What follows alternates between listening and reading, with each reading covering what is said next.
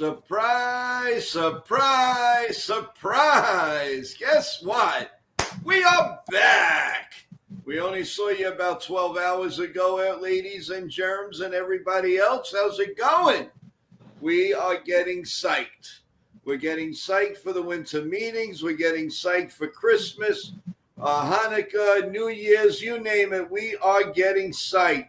Welcome, Sean. Welcome, Cheffer. What's going on, Chef Nick? How you doing, my man? Just working. Like I said about 10 seconds ago. Keeping strong. Got like about an hour's sleep. Found some cat naps. 10 minutes here and 10 minutes there. But, I'm still rocking and rolling, so let's do this. No, Michael, we just found out about the stream because we put it together at 7:45. 7:45. I went rushing. I did a short here on Mania here on YouTube. Forget about it. We sent it out. Nitin Sports Team sent it out for us also. Great. We're rocking and rolling. As tired and long day of Chef Nick. He brought up a good idea that maybe we give you a little sneak peek of what's coming up for Sunday about the winter meetings and just a few other things to talk about. And we're going to wipe out everything that happened last night, and we're moving forward. And I'm excited, and nothing's going to bring me down. We have a lot of people already here on the stream. Thank you so much, everyone. We went over the 610 mark tonight of subscribers. Thank you very much, everyone. So our next goal, of course, is 700. We can do it, and we're going to make that 1,000 before the Yankees open up against the Giants. Guys, don't let it down, baby. With everything going on, I think you're going to really enjoy what's coming up. Myself and Chef Nick are going to be doing the members-only stream on Saturday night at 7 p.m. Right here on NY Yankee Mania. And you will find out some things that nobody else will know. You guys will be the first to know. You could weigh in, talk to us. Your ideas and all, they mean a lot to us. So by all means, come and join us on Saturday night. We'll be happy to. It's the first time we're learning. All of us, we're going to be on live. But even before that, tomorrow is going to be the NBA preview, and then Total Turnbuckle Talk simulcasted right here from NY Yankee Mania. Total Turnbuckle Talk together with my partner TJ. Nick, guys. Talk about the NBA preview. If people here haven't seen it yet, tell them what they should expect. Well, here we go, ladies and gents. Welcome to NY Yankee Mania. Just remember to like, subscribe, slap, punch the button, any button that's on top of any screen on your computer or phone. Just don't hurt it because that would be domesticated violence against technological weapons of mass destruction. I just went with the flow. But anyway, so we are the savages of NY Yankee Mania. You guys are the savages of NY Yankee Mania in the community. So welcome aboard. I am Chef Nick. I am chef of today, like Big Mama said. I saw you, baby. And also we have Sean. We have Joe. We have a improvised stream, and we are rocking and rolling right now. So let's talk about the NBA preview that's going to be happening tomorrow at 7 p.m. 7 p.m. is not 7 a.m., so make sure it's at night and not in the morning. So we are going to talk about a special edition, by the way, is the fact from 2000 to 2020, the Knicks failed draft picks. That's going to be a topic of conversation. So stay tuned for that. But also we're going to be talking about everything that's going around the league, how the Knicks have been playing, and also we'll throw in the Nets for Evan's sake. And for also like any Brooklyn fans are out there too, or still loyal New Jersey Nets fans. But this is what we're doing tomorrow. Stay tuned. It's going to be a great show. We have a lot coming.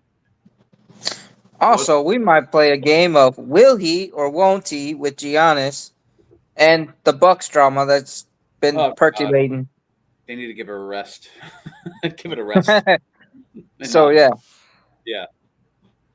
Yeah, no, totally awesome, guys. I do want to, while we have a couple of minutes, just want to do a quick scoreboard update in the NHL. We've got good news if you're a Ranger fan. Good news if you're an Islander fan. Well, we'll start with the Islanders. The Islanders lead Colorado 4-2 with 7 minutes left in the second. The Florida Panthers 1-0 on the Predators with 5:48 to go in the second. The New York Rangers 3-1 on the Ottawa Senators with 1:30 to go in the second period. The Bruins 4, the Blues 1, 18 seconds left in the second. In the second, with 4 minutes to go, the Toronto Maple Leafs lead the Hurricanes 4-1. The Penguins all over the Lightning 3-0, 5 minutes left in the second. The Red Wings and the Blue Jackets are tied 1-1 with 18 minutes left in the second period. The Wild and the Flames a little bit later. The Kraken and the Oilers, the Blackhawks and the Kings a little bit later. Let's see what we have in the NFL. We now have the Cowboys and the Lions 3-3 with 7 minutes to go in the first quarter. Go Cowboys. In the NBA, we have the Celtics 89, the Wizards 70. 6 minutes left in the third period. 2:52 in the third. The 76ers lead the Warriors 73-57. We have the Brooklyn Nets leading the Jazz 58-49 at halftime. Wow. We have the Lakers at halftime leading Toronto 67-58. And at the end of one, the Timberwolves lead the Pelicans 35-30. Whoa, some good scores out there today, guys. I'm hearing it. Wow. That about covers it. We also had minor trade in baseball with the Red Sox and all. They're minor leaguers. You guys want to discuss it a couple of minutes? You can. I think it's just trading spaces is what I call that trade, to be honest with you. Exactly. yeah, no, that's what it was, and it's no use going over it unless one of them's on the fringe of making the major leagues. Yeah. But I doubt it because I ain't never heard of a single one of them. So, but it's good for both those teams to kind of trade spaces. Let's see. What do we have here? Joe, you should join the Beard Gang for the Christmas brother, Sean. And beards are smooth. Nah, I've really never really had a beard. It's not, I can't get any uglier than I am. So, I mean, let's face it. Let's just leave it the way it is. I appreciate that. Yeah, I know. Nick gets really pissed when I say that. Victor, what's up? How you doing, Victor? I have to wait to get it out. Okay. I guess you meant You that. can share it. Let's see. Jose. Yeah. Jose.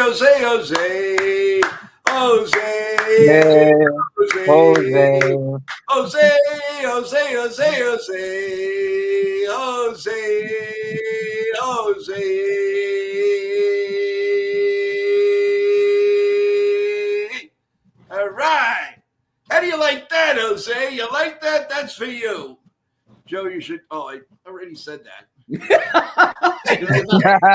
was about to say that. I'm having a good time here. You know what I mean? We're getting ready for the winter meetings. We're going to be on all day long. You're on a roll. I didn't want to interrupt you. You were on a roll. I didn't want to be a Debbie Downer. You were guys. You guys better come over again because I'm telling you, I am wired up. I am wired up with coffee and seltzer water. That's what I'm ready for, baby. I am ready for the winter meetings. The Yankees are going to do a lot. I know it. And while we were talking, Dak Prescott got sacked into the end zone for a safety by the Detroit Lions defensive to be a lineman, Debbie Campbell. Downer? Do you have to No. be a Debbie? Sean, I'm going to knock you off. Goodbye. You're done. Next. Oh, I'm just kidding. Let me get him back before you think you're right. Yeah, you deserve to be on the right now. Just get lost. No, I love this. No, I love What? this because this is a Nick sandwich. I love this right now. This is beautiful. I'm You have a telling chef, you. a Greek and chef sandwich right now. It's so beautiful. It's like This is to look at that. Sean. Look, your heads. Look at your heads. Your heads are the buns, and I'm the meat in the middle. Look at that. That's awesome. That's right. I love it. You're the meat and potatoes of the operation. So what's the score now? 5-3? It's 5-3. But hold on, they might take the safety off the whatever. I don't know what's going on because I got it on mute.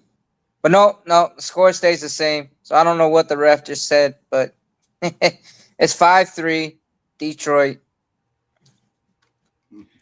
Let's see. Yeah. Well, I'm showing one more outburst like that, and you're gone. You're fired. He's on the timeout. Joe got so excited by starting to turn red for Victor just to read the same thing. Well, let me tell you, guys. I want to point out something about Bryce right now. Bryce, this is the show for you because now you can let out all your frustrations, all your personal demons out on the Yankees because we're here for you right now. So let's do it. Yesterday was different because it was a tree lighting, but now it's all about the Yankees. So let it out, baby. Let's do it. Let's run. I'm happy too today, baby. There you go. I'm happy too today. I think. We love the attitude. are Friday, Saturday, Sunday, Monday. We are 4 days away. 4 days away. 4 days away for the American dream. The winter meetings are here. The winter meetings are here. Hi-oh, the cherry-o, the winter meetings are here. Let's go, let's go, let's go, let's go. Hey, you know what? I work so hard, I deserve to have a little bit of fun. I think we all deserve it. Yeah, Yes. We all work hard. Come on, get up. Let's go. Let's boogie on down. As David Cohn would say, let's boogie on down, baby. Hey. Love it. Hey, Hey, this is what artichokes does to me, guys. I have an artichoke, and I love artichokes. Wait, artichokes? Yeah. Why? I Why just does love it do them. that The to way you? my family, we make them. Oh, man, Sicilian style. No, but how does artichokes make you the way you feel right now? Because I love them. They are Okay. deliciosos. Gotcha. You understand? So this is like a high on life of artichokes, pretty much. That's right. I love it. Okay, awesome. Okay, Exactly. I like that. Okay. Listen, I've been up all day working on. We got so many shows lined up for you guys. Oh yeah. You won't know what hit you. You will not know what hit you. It's gonna be one hell of a ride in December, guys.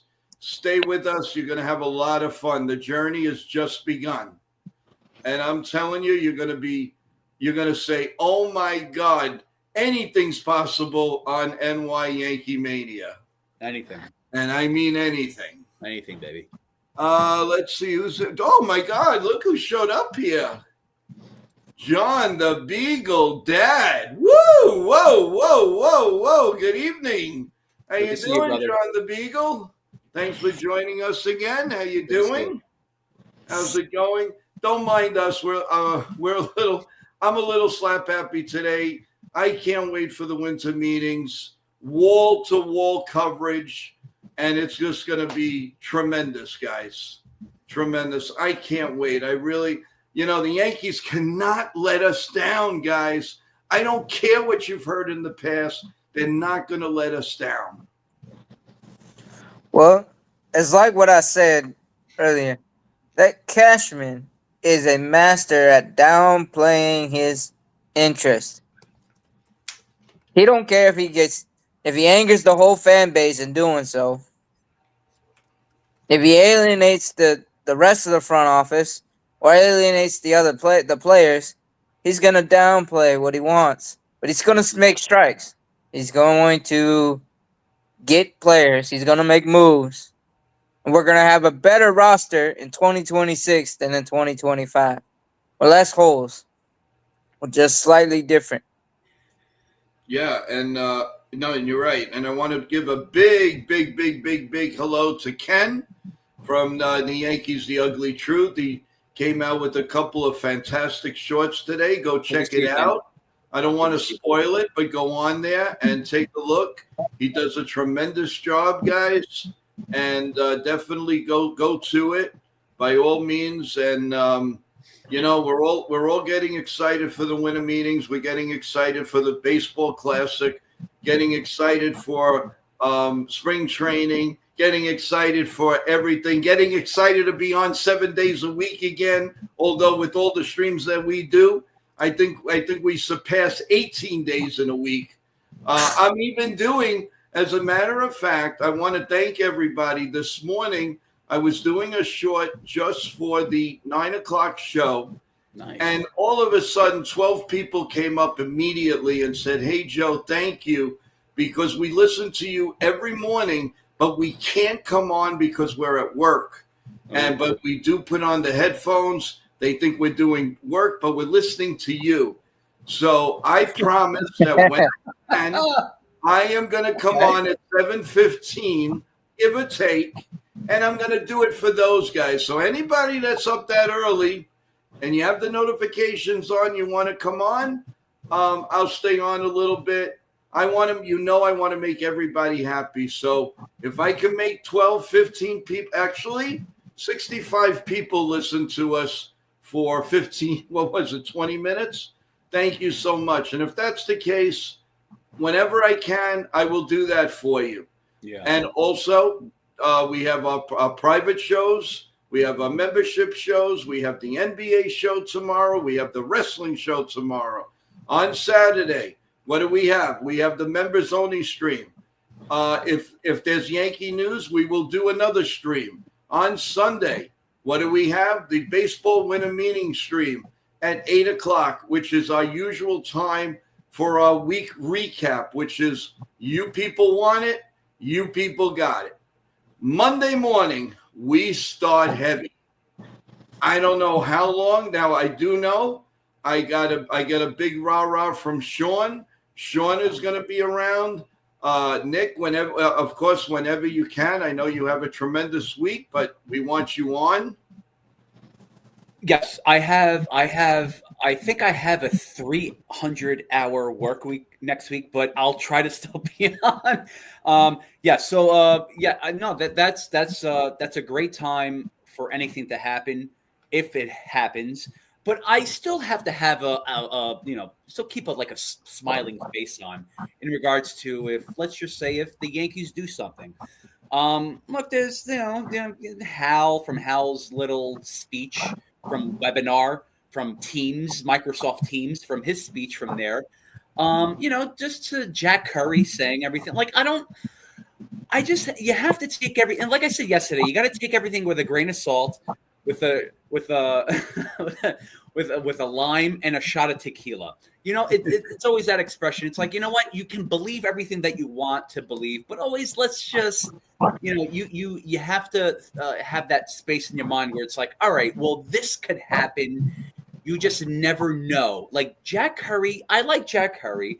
It was a little confusing why he did say that yesterday, but I just think, but also Jack Curry, does he really have the inside scoop of inside the Yankees organization, or is it just hearsay? So look, he's been very, I love him at the Yes Network. He's been very knowledgeable in terms of everything that he Nope, I think he froze up. A Sheffer that froze up. Sean. Okay. All right. There he is. Oh, so I was frozen. Yeah, you were frozen. Yeah, you were. Wow, okay, interesting. Well, where did I leave off? You were talking. Awesome. Okay. You were talking about Jack Curry's comments and how they were a little confusing. Yeah. Right. Okay, so Jack Curry, as much as I love him on the Yes Network, it was a little much confusing because it's, maybe he is speaking the truth in his own sense, but you don't know what's gonna, if by any chance the Yankees don't do anything, anything. I'm not talking about like bringing up Spencer Jones, Jason Dominguez to be full time, bringing up their anything from the outside, then it's not good. And this is why when we had the beautiful Christmas tree lighting, the still I like to call it the money shot of the Rockefeller Center yesterday, when you guys were saying, look, we could potentially be a third place, fourth place team.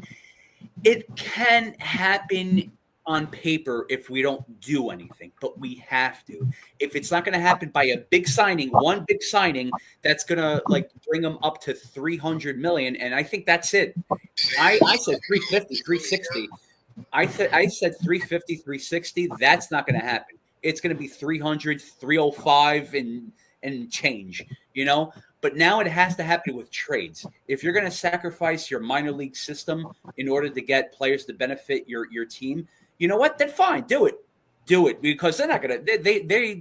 They just mishandle their minor league system. And anyone that's bringing up, anyone that they bring up, I think Cam Schlittler just fell between the cracks, and he's just whatever. He performed great. Good for him. I'm glad they didn't trade him or just anyone picked him up in a Rule 5 draft. But yeah, I think that's the route they should go. And if I don't know, it doesn't make sense for them not to do anything. Yankees, yeah, it's ideal. Hal Steinbrenner, it's ideal for them to to stay under the payroll. Because other teams, he always has to mention other teams. We don't care about other teams. We care about the Yankees. I don't care about the Dodgers. They want to defer their money. They want to be bankrupt in 2 years. That's fine. Good for them. LA is going to be in flames anyway. Sorry, Victor. I know you live in California. No, but Boo! That wasn't a shot. That was, just hypothetical. But anyway. No, that's what I meant. Boo! I hope you're safe, California. But geez, going back to the Yankees too, like I really think they need to do something, and it's not they shouldn't do it on impulse because of Sonny Gray, or they shouldn't do on impulse because of Devin Williams because they didn't matter to us in New York. They shouldn't have mattered to us in New York. They can't take the pressure in New York. That's your fault. That's on you, man. So you know what? You want to go to take the subway to Queens? That's fine. Good for you. You implode on your own. You fail on your own. You want to go to the Amtrak towards Boston, Sonny Gray? You go ahead. You fail on your own. Who knows? I don't know if he's going to do good. If he does, great, good for you. If you don't, then that's on you. So I think that right now the Yankees, they need to do something to improve themselves, not by impulse from outside forces. Not by pressure. Us fans were impatient, of course. We're diehard fans. This is how we are. It's hard to say we need to be patient. It really is, because it's like, how much are you going to say we have to be patient by looking at the whole season that just happened in regards to the way they played and that's the thing. It's like they were tied for first for the Blue Jays for the division. And it's like when you say like they've been mismanaged, it's like, but Nick, like Chef Nick, how do you say they've been mismanaged in regards to them being tied for first with the Blue Jays in the division?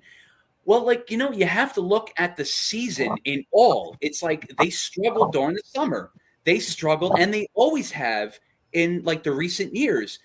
And it's like Hal Steinbrenner was like, well, that has to change because that will never happen again. Well, he said that 3 years ago, and they still did that. And they were on a bad losing streak. And granted, too, like the last week of their season going into the playoffs, they were playing bad teams. And a lot of people were like, well, they're only playing bad teams. This is why they're doing good right now to get into the postseason and tie the Blue Jays. I somewhat agree. But maybe I thought of it as a Yankee fan as a stepping stone to regain your confidence to pretty much just get into the postseason, to have that extra advantage. And I thought they did that with the Red Sox, but they didn't with the Blue Jays. So look, they need a lot of work to do. They need a lot. It's not hiding it. They need a lot of work to do. Bullpen is weak. They need. I think they need. They need a strong bridge for Bednar. They need the 8th, 7th, and 6th inning guy. If they're going to have Elmer Cruz come up, not if it's not starting, but as a 6th inning guy to bridge 2 strong relievers to Bednar. If they're going to sign a free agent or by trade, I'm down with that. Starters, they need the starting rotation. They need the Rodon and Colt are out. Cam is in. You have, if God forbid they put Warren in, they have Luis Hill. That's not enough. That's not good. Ryan Yarbrough, they announced, I don't know if this is true, but they announced that he's going to be a 5th starter. I wouldn't go that route. They need like maybe another strong starter, another 1 or 2. Now it's like the offense. It's like with the outfield. Okay, fine. You have Grisham now. He accepted the qualifying offer. I don't know if this was like Cashman's reverse psychology or reverse Uno card, where it's like, oh, you're not going to accept it. No, I will. All right, great strategy. So that happened. So it's like now, what, do you want to sign Bellinger? I would rather sign Ime. I would rather sign the Japanese pitcher because I think right now that the Yankees need a strong starting rotation because of Rodon and Garrett Cole. I'm going to start with that. I can say a lot more going into the infield, the outfield. I just want to just overlay everything. But sorry, guys, for taking up your time. I think I talked a lot. Well, there's my rant. So, yeah. No, listen, there's a lot of great points there, Nick. There really is. I want to bring up Michael's point. Again, he's being Michael. Joe, I tuned into your short this morning, which lasted about an hour. Man, oh man, he's always got the good knocks for me. I'll tell you that. But we love you, Mike. Hey, listen, it was a good stream. They kept asking me questions. Why not? Why not? So, I just want to let everybody know. I'm not, like I said, not going to make it too much of a habit to come on like at 7 o'clock in the morning. But when I can, I definitely will to accommodate the people. We try here at NY Yankee Mania to accommodate. And when you text us, when you email us, we listen. We totally listen. And I've changed quite a few things because you, the fans, want it. And that's what we do. We want to accommodate everybody as much as we can. And I do urge you, the people that have the subscription, you're in for a treat. You're going to learn things that I am not going to be saying right here and now to everyone, and you'll get the first dibs on it all. And I think you're going to enjoy it, and it's going to be a lot of fun, guys. Nick and I have a really nice show planned for you. We have a show that basically confirmed, Nick, between you and a very, very special guest, which I am so excited she's coming on. We'll only call her as Maria at this point. This will be on the 18th. It's all about Christmas.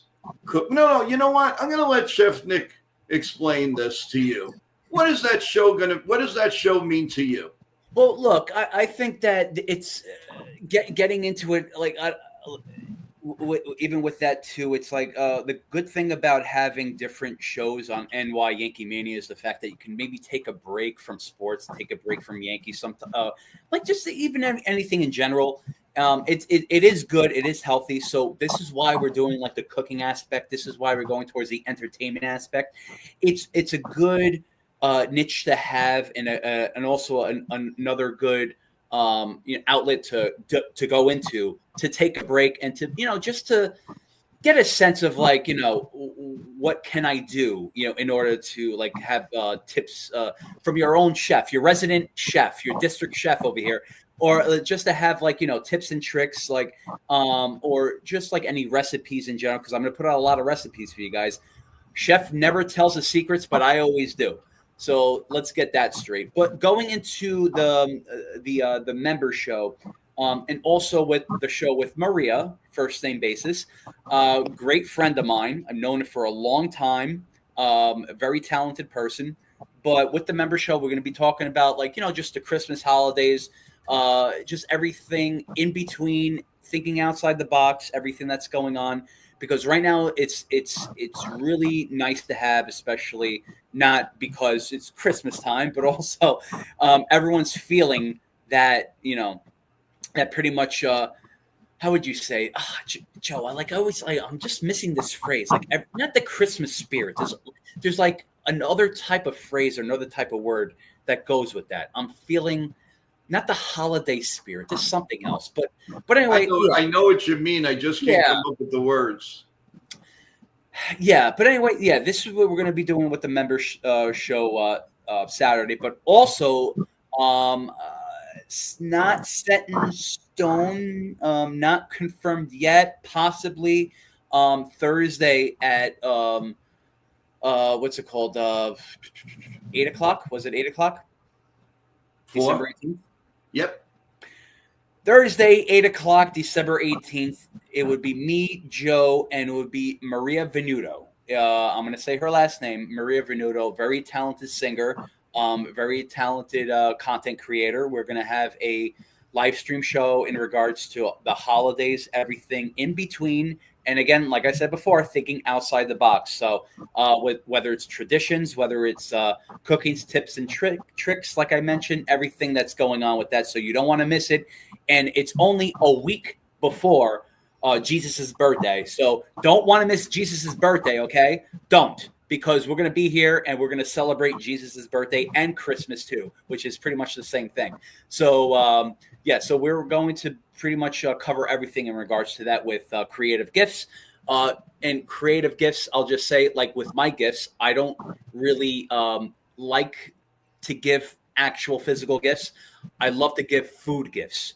That's personal to people. So let's just say if a friend of mine likes lamb chops, like lamb lollipops, I'll make that for him as a food gift, and they'll appreciate it. It's more personable. It's more or less just to make you happy, more or less to make you feel good during the holiday season. So we're going to be doing a lot of that. So yeah, and if everything goes well, she's got a voice that is just incredible. I can tell you guys, she's been on NBC a lot. She's been on the Columbus Day Parade float, singing to America. Yep. She's been on all talk shows, you name it. They're a wonderful family and well known, and I am so looking forward to it.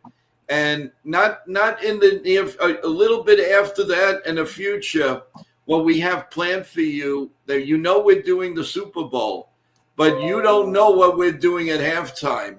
And guys, If you don't like what they have on TV, I think you're going to like what we're going to be doing. So stay tuned.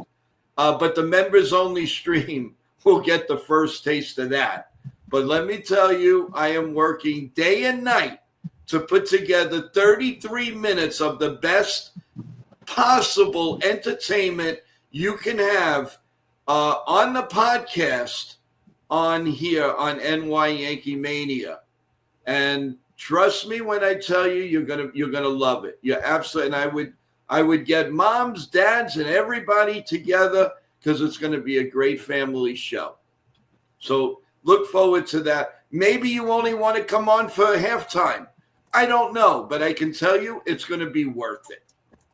So, and that's why you can't blame me for being so darn excited about the things that are happening here, and all the great people that I work with, and are all part of NY Yankee Mania, NY Mania, period.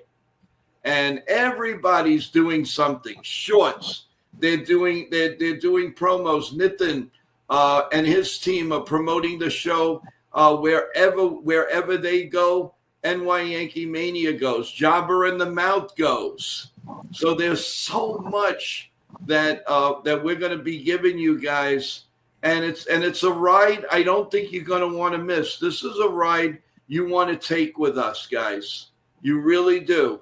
And the beautiful part of it is all the guests that have been on NY Yankee Mania all want to come back.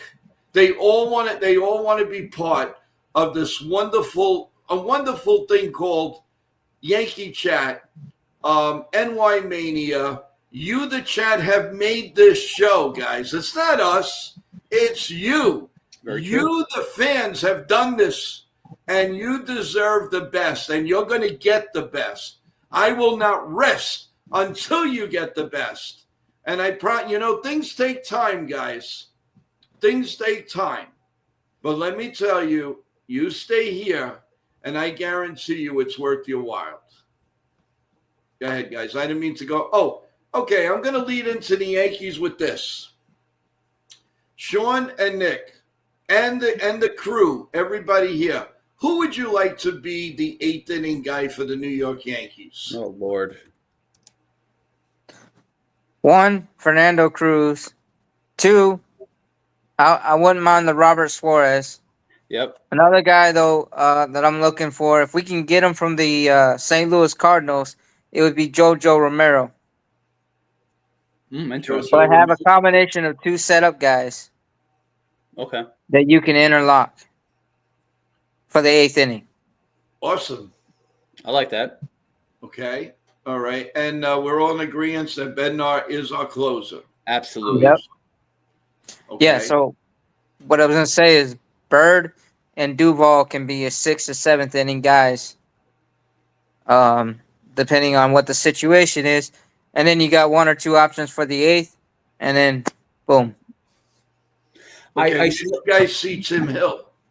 Oh, yeah, of course. Yeah, no, I definitely see Tim Hill as a quote-unquote lefty specialist, but he does. I think he does a great job all around. So I think he's going to be a very important part of the bullpen.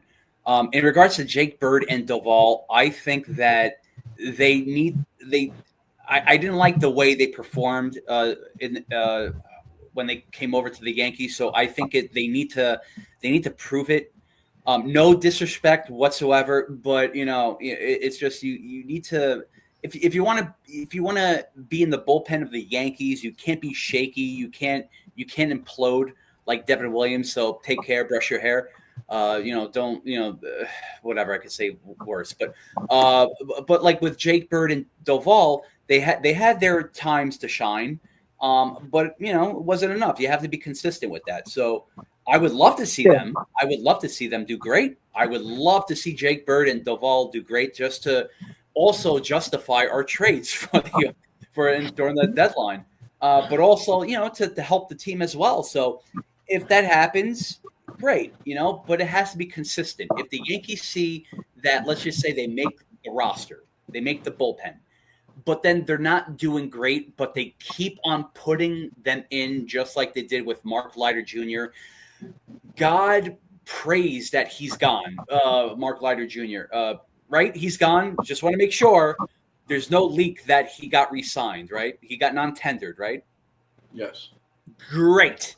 All right. So I shouldn't have just said that. Great, really. I was just thinking out loud. But anyway, like if let's just say if it with Duvall and I lost my train of thought. Duvall and Jake Bird. Let's just say they become another Mark Leiter Jr., where it's like they've been doing horrible, inconsistent, giving up games, but they still put them in.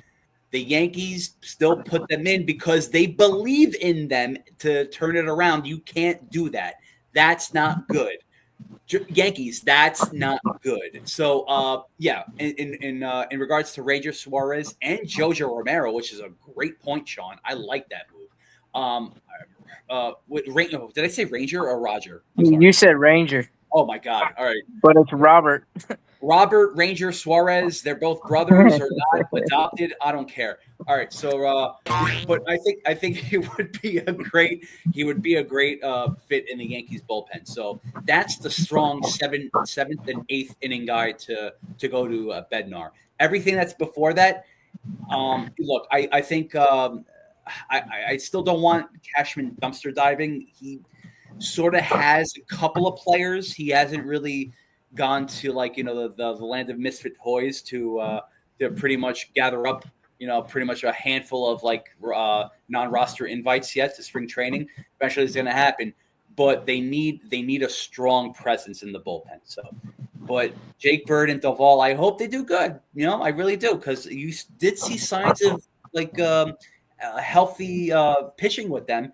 It's just inconsistency is it just doesn't last. Obviously, it doesn't last at all. Yeah.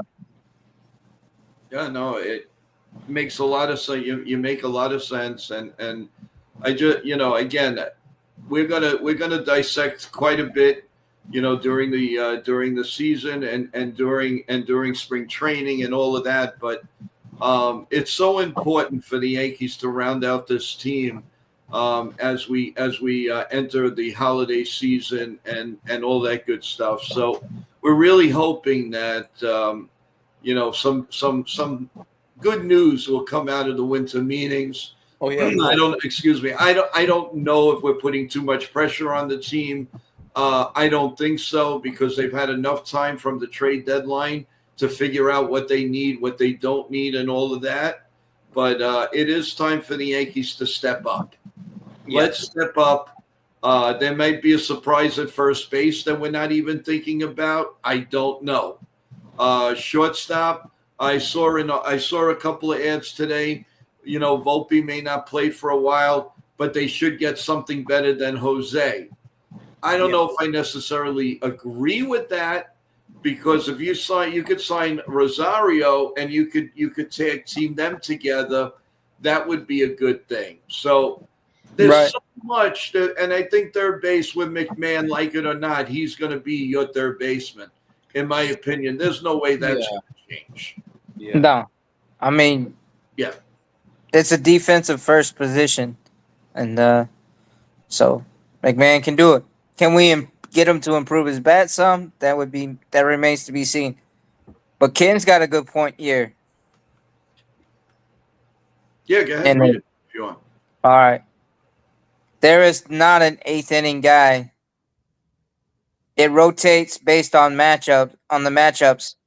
There is no thing known as a lefty specialist. They face three batters. Yeah, so that rule does kind of take away that That's funny. old school lefty specialist or righty specialist. But no, he's got a certain point of, this is real. I mean, the setup guy can be the seventh or eighth inning or whatever. But and it's nice to have multiple guys that you can throw in there based on matchups or on give and or take, what's going on. Sean, you see how it's funny when I said it's funny? It's because like our old school thinking, it's like, oh, they have a lefty specialist, just like the good old days. But it's like, that doesn't exist anymore. They face three batters. Yeah, that rule is gone. Yeah, that's a very good point. Manfred forever changed baseball with these rules. Yeah. No. Oh man, it's like going back to when you said yesterday about Graham Lloyd. It's like, the lefty specialist, but besides that, he like got righties out, Yeah. But he was also that third option of the three setup men. You had Mike Stanton, the frisbee guy. Yep. With the frisbee sliders. And then you got, Jeff Nelson, that nasty curveball. And then you got Graham Lloyd, who come out there, big, tall, lengthy guy.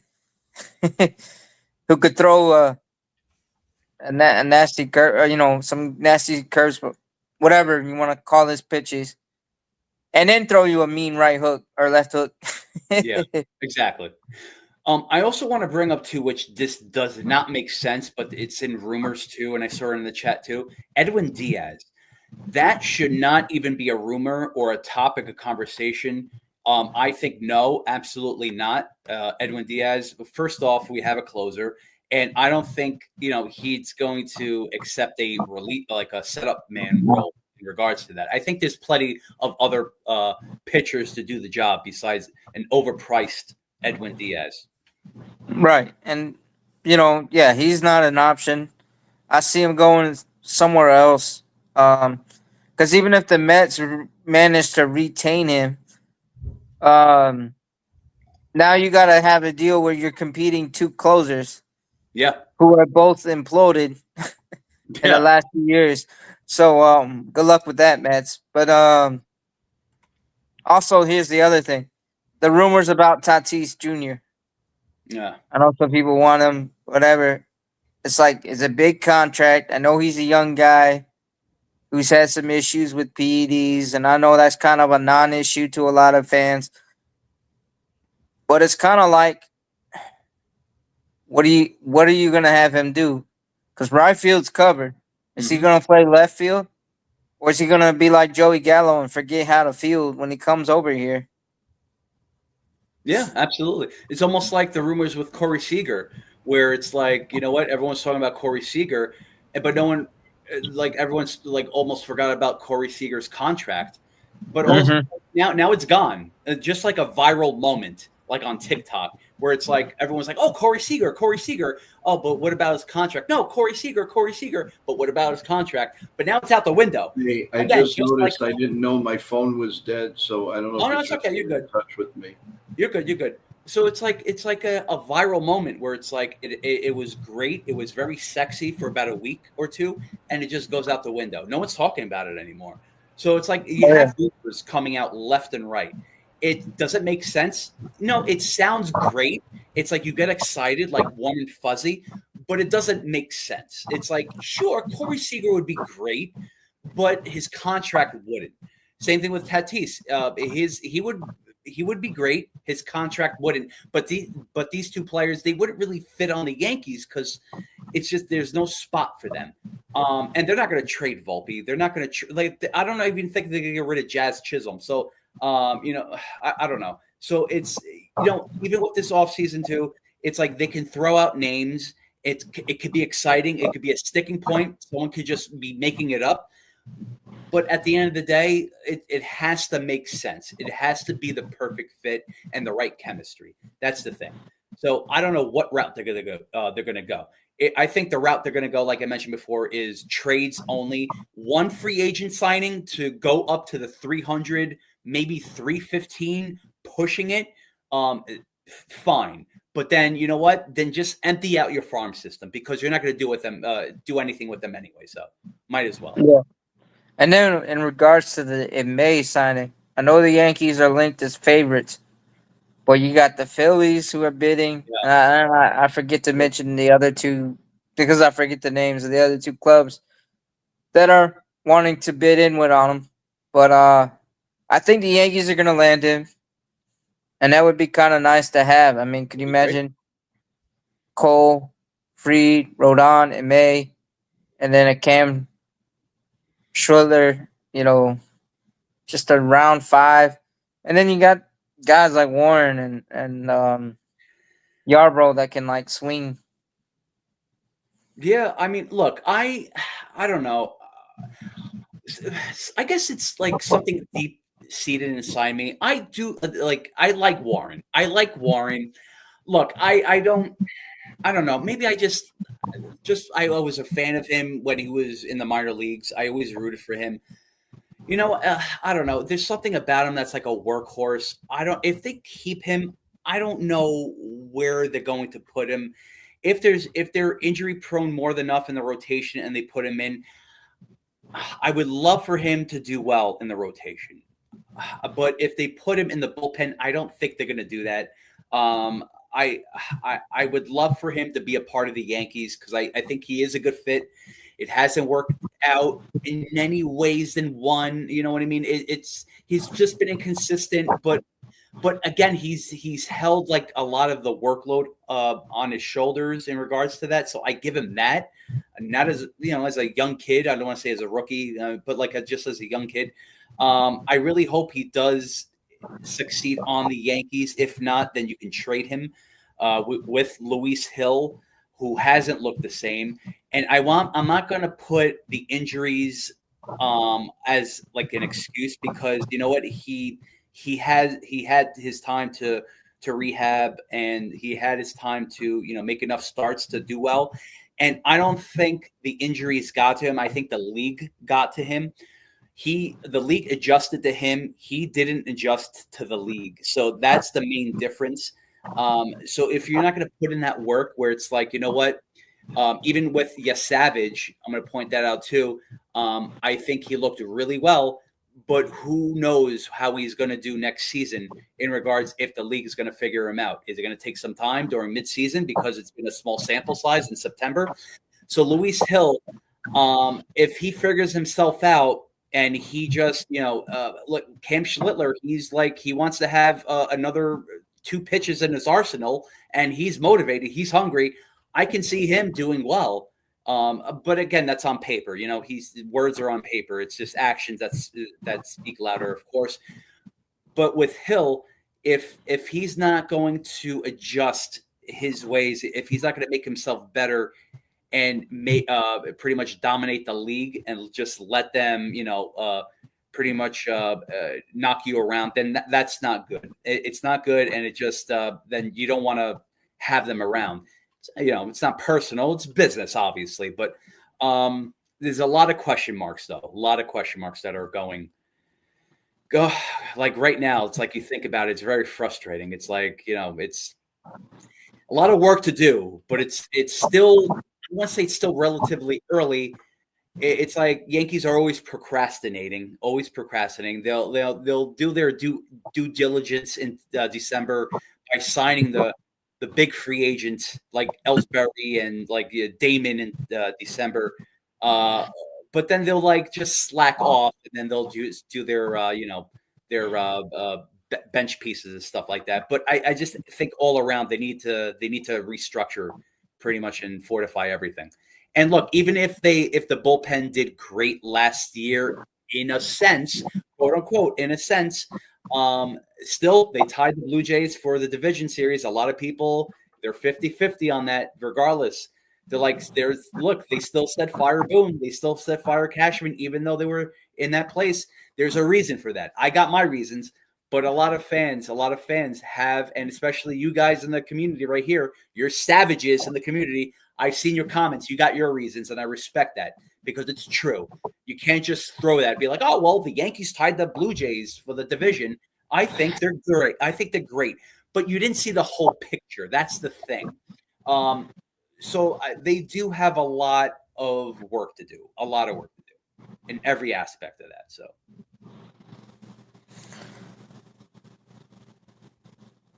Yes. Joe, I think you're muted. You muted, Joe? Yeah. I was just having a little trouble here. Everything's good now. Let me just start by saying I don't think this will happen, but if the Yankees were to get Diaz, who would be our setup guy and who would be our closer? That's 100% Bednar will be our closer. I think no, absolutely. He better be. Diaz would not coming is not coming here to be our closer. Absolutely not. I wouldn't trust him at all. This is why I don't want Diaz here. This is why I don't want Diaz, because he has an ego, and he's gonna have this trumpet player play when he comes out, and he's gonna want to be the closer, and it's not gonna happen. It's not. So is he gonna sign with the Yankees to be a setup man? I don't think so. So yeah, bad. Yeah, he can go down into Miami and join the Marlins, where they can play that little trumpet for him, and then he can do it and have a go nowhere team. But no, I don't think he would handle the Bronx, because he barely handled the Queens, Flushing, whatever you want to call that neighborhood. Oh God. Your shots. We do have Met fans here. Let's. No, I'm not disrespecting the Mets or Queens, but I mean it's just kind of funny that I would hear those two growing up. It's like Flushing, Queens, which one? Me and Joe, we're in different boroughs, but we represent, baby. There you go. I mean, you know how it is. I mean, the Giants play in Jersey, the Jets play in Jersey, so it is what it is. However, back to the thing. Yeah, Bednar hands down is our closer. No questions asked. No ifs, ands, or buts. No, I totally agree. Totally agree. And listen, I think we're going to try to get another perspective up here when he's ready. I believe he's watching the Cowboy game, so I that know who it is. voice of the Cowboys has to come off. I don't want to get copyrighted here, so let's make sure it's nice and quiet. And can I bring you up? Yes. All right. We are going to bring him up. The master of being in the car, of talking to us in the car, in the morning after he works out, or on his way to a stadium, or on his way to an interview, or on his way to the Jobber and the Mouth show, or on his way to go see his family. The one, the only, Nick.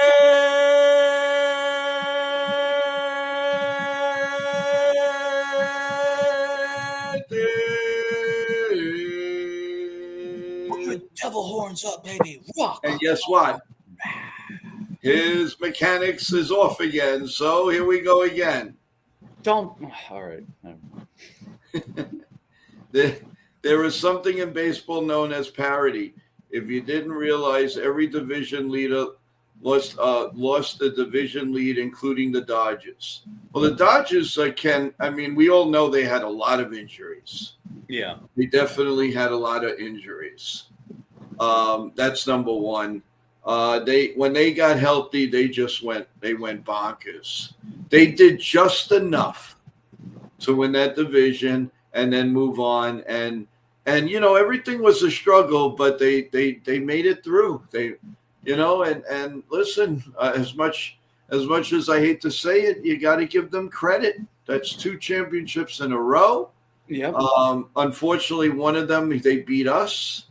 And I really would love to, take another crack at them next year if we're lucky enough, and that would be a big, big, big help. So just like we'll see how it all goes, how it comes up, but yeah. Now Ken says, and the Yankees didn't have injuries. I understand they had injuries, but the Yankees were not clutch at all, Ken. I don't care what anybody says. The Yankees lost. The Yankees did it to themselves for not executing. That was their problem. And the more that we understand that, the better off we all are. That's the problem with the Yankees. They can't execute. Period. They don't have clutch players. Period. Also, and that's the problem with the New York Yankees. Absolutely. It's been a problem since 2009 that they won the World Series. I don't care what players you're talking about. The Golden Boy, Giambi, it doesn't. I don't care. Alex Rodriguez. We are not clutch, and that's why the Yankees lose games. That's it. That's the bottom line. Because Stone Cold said so. No, that's the bottom line. The Yankees are not a clutch ball team. They don't have a Kiki Hernandez coming off the bench and hitting these clutch homers, or the shortstop that they just re-signed to come off the bench and get all of these big hits. They don't have a Hernandez in right field that is clutch as anything. They don't have it. They don't have it. You're right, Joe. No, you're right. It's like you took the words out of my mouth. Like I was going to say, even with, let's say, with the Dodgers too, it's like Dodgers are like school loans. They're doing a deferment. They're doing a forbearance in order to get like their loans extended, like in a sense. It's crazy how that works. Yeah, sure. Dodgers had injuries, but the Yankees had injuries too. That's very, very true. But also, too, you have to look at the fundamentals. Joe, you hit it right on the head, too. It's like Yankees didn't have that all season long. They had nothing. This is not about being smart or savvy. It's just us fans looking at it from the inside in. Aside from Judge, who are you going to depend on with the bases loaded and one out? You take a look at the Yankee team and take a look at the Dodgers. And you tell, or even Toronto. Toronto. Let's forget about the Dodgers. You don't think that the Toronto Blue Jays had better clutch hitters than the New York Yankees? Pablo Lopez. But no, we got Exactly. we had two guys. We had two guys on the roster I trust with the bases loaded and less than 2 outs. Mm-hmm. And the names are Aaron Judge and Giancarlo Stanton. Other than that, are you going to trust Cody Bellinger? Maybe, because he's got an excellent 2-strike approach. But most of the time, he was batting in front of, right behind Judge or whatever the case is. What the Yankees showed us, guys, and everybody in the chat, is they had no game plan going up there. The Dodgers have a game plan. Toronto had a game plan. Are you going to tell me that Clement, anybody on the Yankees aside from Aaron Judge, is better than Clement? Please. Now, if you want to turn back the clock and you want to go Paul O'Neill, Bernie Williams, or Hey Posada, I'm sorry. I have to compare those guys, people. Yeah, Bellinger to a point. But what did he do? He went south in the playoffs. He could barely hit a ground ball. He went south. And we won't even talk about Grissom. He was non-existent in the playoff. His mustache wasn't even existent. Yeah, I mean, really. Listen, it all started with that botched call from the opening play of Game 1. I knew the Yankees were doomed when he hit the ground ball and they called it fair and that ball was foul. That was clearly foul, and that went against us. And from then on, and let's see who up here, JKP2EF, Clement, Barger's another one, Brissett, even Jimenez. You're not even mentioning Springer. You're not even mentioning the catcher. The catcher who looks like he hasn't missed a Sunday meal in a long time. The Mexican meatball. Even George Springer. Too many meatballs. You said George Springer, he was crying a lot, so no one puts George Springer in the corner. Just like the Dirty Dancing reference. Nobody puts baby in the corner. Right. So George Springer was crying. He was crying a lot too, which is great. Look, baseball, there's no crying in baseball. Well, there is if you're, if you're that type of way. But I'm just saying it's George Springer too. Like he showed up,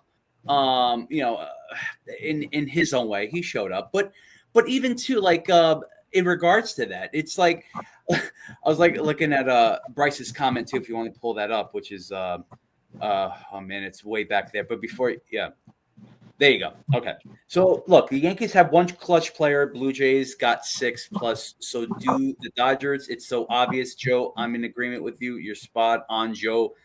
Spot on, Joe. Spot one. Okay.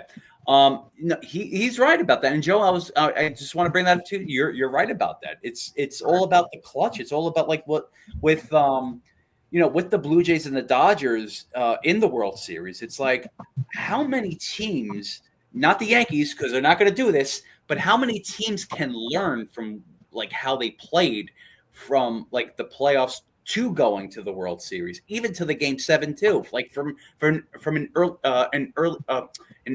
Ernie Clement, this type of player. It's like an all-around player. Where was he back then? Non-existent.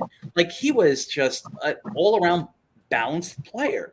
And the Yankees are not going to look at that. They're going to go their own way. They're going to go their analytic own way from Yale University. So they're not going to look at that. And that's their problem. It's like they need to, and there's nothing wrong with looking at the Dodgers, nothing wrong with looking at the Blue Jays. Look, they can talk smack about us behind our backs. It doesn't matter. Beat them at their own game. Beat them at what they know. And you know what? And if you're smart, if the Yankees are smart, they would look at that. They would look at their gameplay, at the Dodgers or the Blue Jays gameplay, and beat them out next season. Why not? Let's do that. Let's beat them out at their own gameplay because they had their own gameplay and they beat us out. in every way. So it's like, why not? Now Bryce is saying, how do we all hate Judge? That makes no sense. We're not saying, Wait, guys, who you're missing the point. We're not saying we hate Judge. We're saying that the Yankees don't have clutch on the team. Wait, there's a difference. He had a good playoff and great, more power to him. Great. But where was the rest of the team? Here's what we're trying to say about Judge, okay? The Yankees are expecting Aaron Judge to be Superman day in, day out, 162 plus the playoffs. Okay? They're expecting Giancarlo Stanton to take off his cape in the late inning clutch situations, right? But then the rest of the team, because Judge has to be Superman day in and day out, and he's too tired come playoff time or around that, except for last season. Then we get mad when he doesn't come through, but the rest of the team doesn't want to come through because they're all like, well, Aaron Judge can do it and Giancarlo can do it. No, we need a team. And then here's the thing that kills me. We were talking about the clutch. How about this? Whenever we were threatening with the bases loaded or with men on second and third and less than 2 outs, you know what happens? Ben Rice comes up. One pitch, fly ball to wherever, or a ground ball to the doesn't even advance the runners, okay? Then a second one. Oh, pop foul to, pop foul. When whoever catches it, catches it. And then you get the third out. How do you not score with them, but you guys get all anxious and nervous, and then you guys jam yourselves up? That's the problem with the Yankees have. They don't have a consistent approach when runners in scoring position. That's been our Achilles heel since 2022. If not before that. Okay. How many times? I'm sorry. Go ahead. I'm sorry, Joe. I don't want to interrupt yet. So I just want to point out a comment by just by Bryce too. Like there was someone in the chat that mentioned that it wasn't Bryce. So that's true. I have his Bryce's back, and also Big Mama too. There was someone in the chat that said that, so they just caught that. Bryce said something different. So in regards to Judge, in terms of what he mentioned that what I meant someone in the chat said we should DFA the whole team and that we all hate Judge. He never said that. That's very true. He didn't say that. And there's also another person that said someone else said that. So, and in passing. So I just want to point that out. I don't want any blame game or anything like that going on. So yeah, just want to keep a level playing field. All right. We're not getting it in this channel. We're calling spade a spade. Right, Joe? Exactly. Listen. I'm not. This is what we're saying what I'm saying from the heart. There is no way you could physically tell me that the Yankees had a clutch team. They did not. Guys, come on. I'm not saying DFA the whole team, but it's constructed. It's constructed wrong. Well, look at that team. Look at it. You tell me, aside from Judge, who are you comfortable with when you need a guy to come home from third base with 1 out in the 9th inning? Somebody tell me this. Even the 2009 Yankees, they had people you trusted. There were so many people you could trust. Who are you going to trust here? Everybody hated Anthony Volpe. Everybody hated Austin Wells. No, they all said that Chaz Chisholm doesn't have a clue, just swinging for the fences. McMahon, once in a while he hit the ball over the fence. But it's strikeout.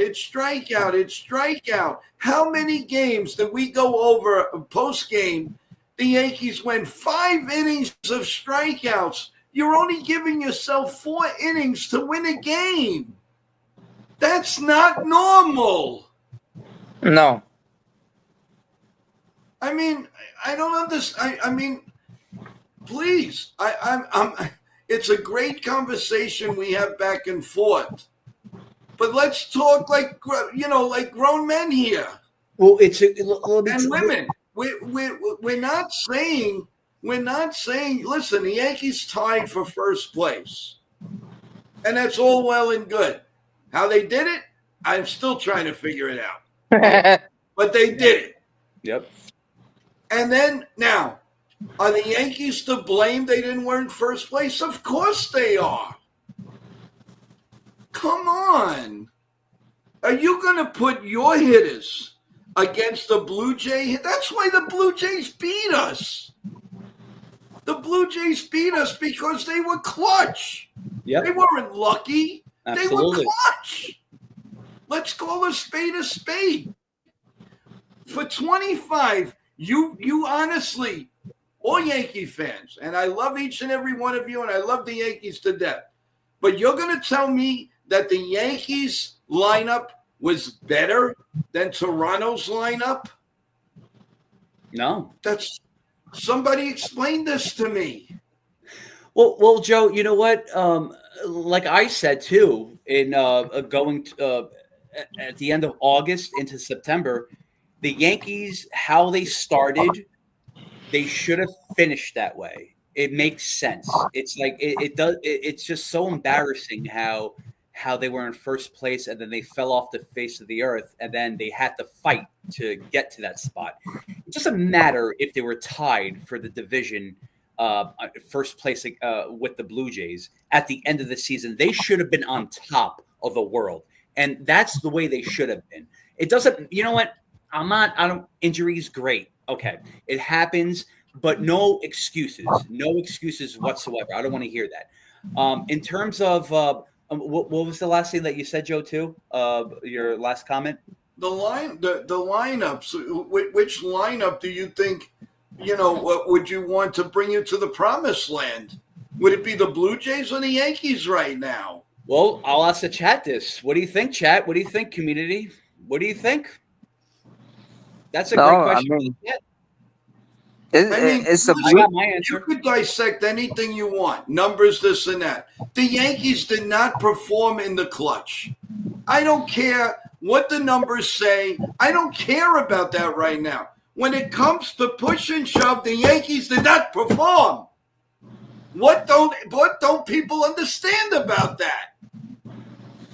That's all I'm saying. I'm not saying that the team stinks, the team this. We don't have what other teams that belong in the World Series had. Number one, I'm entitled to my opinion. And number two, it is the correct thing to say. You can't take that Yankee lineup and consider it a world championship team. The only way they be considered, Judge couldn't do much more. I grant you, he did fantastic. Where was Stanton? He was out to lunch somewhere. Ben Rice went out to lunch. What did he do? He had no clue up there. You take a Clement. Clement got a hit almost every time up. Even Jimenez. He knew what he was doing. He can bunt. He can make the runners from first to second. He can do a lot of stuff. Did we see that? Yeah, we got Chaz Chisholm. And yes, he had home runs. But would you rather have the 2025 Blue Jay lineup of single hitters? Everybody performed. Varsel, Clement, Barger, Guerrero was an animal. Kirk. I mean, you're going to tell me you're going to put that up against the Yankee lineup? The only lineup that I would put up would be the 1998 New York Yankees. Let's face it, folks. The Yankees were not in Toronto's league. They got to first place. Why? Because there are a lot of teams that stink. But when it came down to good pitching, good everything, the Yankees couldn't do it. That's what I'm saying. We've got this fixation that it's 162 games. But look at the lousy teams you have out there to beat. And some of them the Yankees didn't even beat. They couldn't beat Colorado. I mean, that, yeah, 162 games, great, and I applaud it. But are you going to match that pitching to the playoffs? I don't think so. So then also too, like a great point as well. Like a lot of people in the chat has brought it up, is the fact that the coaching staff card is out. So we have Luis Rojas back at third base. We have James Rawson, who didn't get the job for the Twins organization. Now he's back with the Yankees. So it's like, how do you fare with that? Like, how do you deal with that in regards to what with his position last year? What he did out loud was like, I don't know how to fix Volpe. I don't know how to fix that offense. So like, now what? Like we're gonna keep rolling with him, and then. But what do you think? But with the offense too, despite of them getting an upgrade or these players, like how is that going to factor in? I want to first of all acknowledge Clippy789. Thank you so much for the super chat. Thank you. Very, Clippy. very kind of you. I really, we all appreciate it. Thank you. That is very generous and very nice of you, and thank you. I appreciate it. Hal and Cashman will get decent players. The philosophy is the same. 94 wins in postseason. The front office will not risk outs over at bats. Guys, shine in on that. I agree with them. Do you agree? I do. I do agree. We got to fill those holes. Well, Clippy, I just want to acknowledge. Thank you for your super chat. Thank you for subscribing and being on the stream. But also too, it's like with the history of the Yankees organization in regards to, and I always say mismanagement. It's just the way they act. It's like just if we get to the playoffs, if we get to the just get by, that's good enough. So by saying that, Cashman will get decent players. The philosophy is the same. 94 wins and postseason. The front office will not risk outs over bats. Yes. So just as long as we get to the postseason with decent, above average players, that's good enough for the Yankees. Not good enough for us. Whoa. I'll tell you this, it's not good enough for me. It's definitely not good enough for you guys. It's definitely not good for us. If it's good for them, then this is a sinking ship because I don't like that. This is what gets me angry too. What gets me really irritated is the fact that people want to go to Google. They want to pull stats out. They want to pull facts out. And they want to throw this at us. They want to throw this against our opinions that we truly believe. And then it's like, you're wrong. You're wrong. And I'm always right. Not going to happen. I'll tell you one thing. Opinions and facts, they're different. This is where and emotions too. So let's put this in. Facts, opinions, and emotions. You have to separate that. If you mix everything together, everything gets really confusing. Everything gets really, really colluded. It doesn't make sense. So when you're talking about the Yankees, when you're talking about facts, when you actually hear it happens, and opinions such as, I think maybe this will be great. That's an opinion. Or I think this is great because the Yankees made this move. It happened. That's a fact. If you're stating your opinion, There's nothing wrong with stating your opinion. When you state your opinion, you have every right to do that. If you want to say, like we said yesterday, Stephen Kwan may be a Yankee. Is it realistic? Who knows? Is it hypothetical? Yes, because it's an opinion. You can't shoot anyone opinions down just like that. This is the beauty of this channel, is the fact that everyone has their own say. Everyone has their own right to say what they want with the Yankees, and you can't shoot it down. If someone in the chat wants to say, I want better starting pitching, but then all of a sudden you throw out like numbers at them, it's like it's not going to happen. You can't do that. That's not fair. That's not fair. Let them have their glory. Let this community have their glory, where the fact that they want to be a part of this. If someone wants, let's just say someone wants a Paul Skeens. I want Paul Skeens. Oh, no, it's not going to happen. What if it does? What if it does? So you're going to like Google stats where it's like, it's not like he doesn't want to pitch with the Yankees because during the day he feels like tummy aches, or it's like he wants to stay in Pittsburgh and he wants to stay with his wife, Livy Dunn, or whatever she is. It's like, look, this is nonsense right now. So chat, continue being what you want to be. Say what you want to say. It doesn't matter. I'll just say this right now. Opinions should not get shot down because opinions can be realistic. So you do your thing. Just want to point that out. Okay. Again, another super chat from Clippy. Thank you so much. Unlimited and predictable play ball. Thank you so much. And welcome back, Dennis. How you doing? Oh my Dennis, God, my Dennis, guy, what's you're up? amazing. People You are right amazing. Hi everyone. I'm watching in silence, but I see that Bryce and Big Mama are saying, and they are correct. Ken is saying some disrespectful things.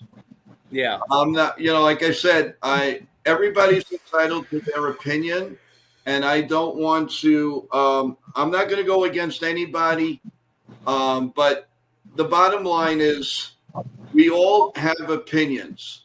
The bottom line is this: the Yankees did not win. Now, why? Let's figure this out. Let's figure it out. No. The bottom line is they did not perform. And thank you, Dennis. And before I say my other, let me give you an applause. Thank you, Dennis. And Flippy, one more applause for you. Thank you. We love each and every one of you. Thank you for caring, and thank you for being here. You are. I can't explain to you how wonderful you guys are.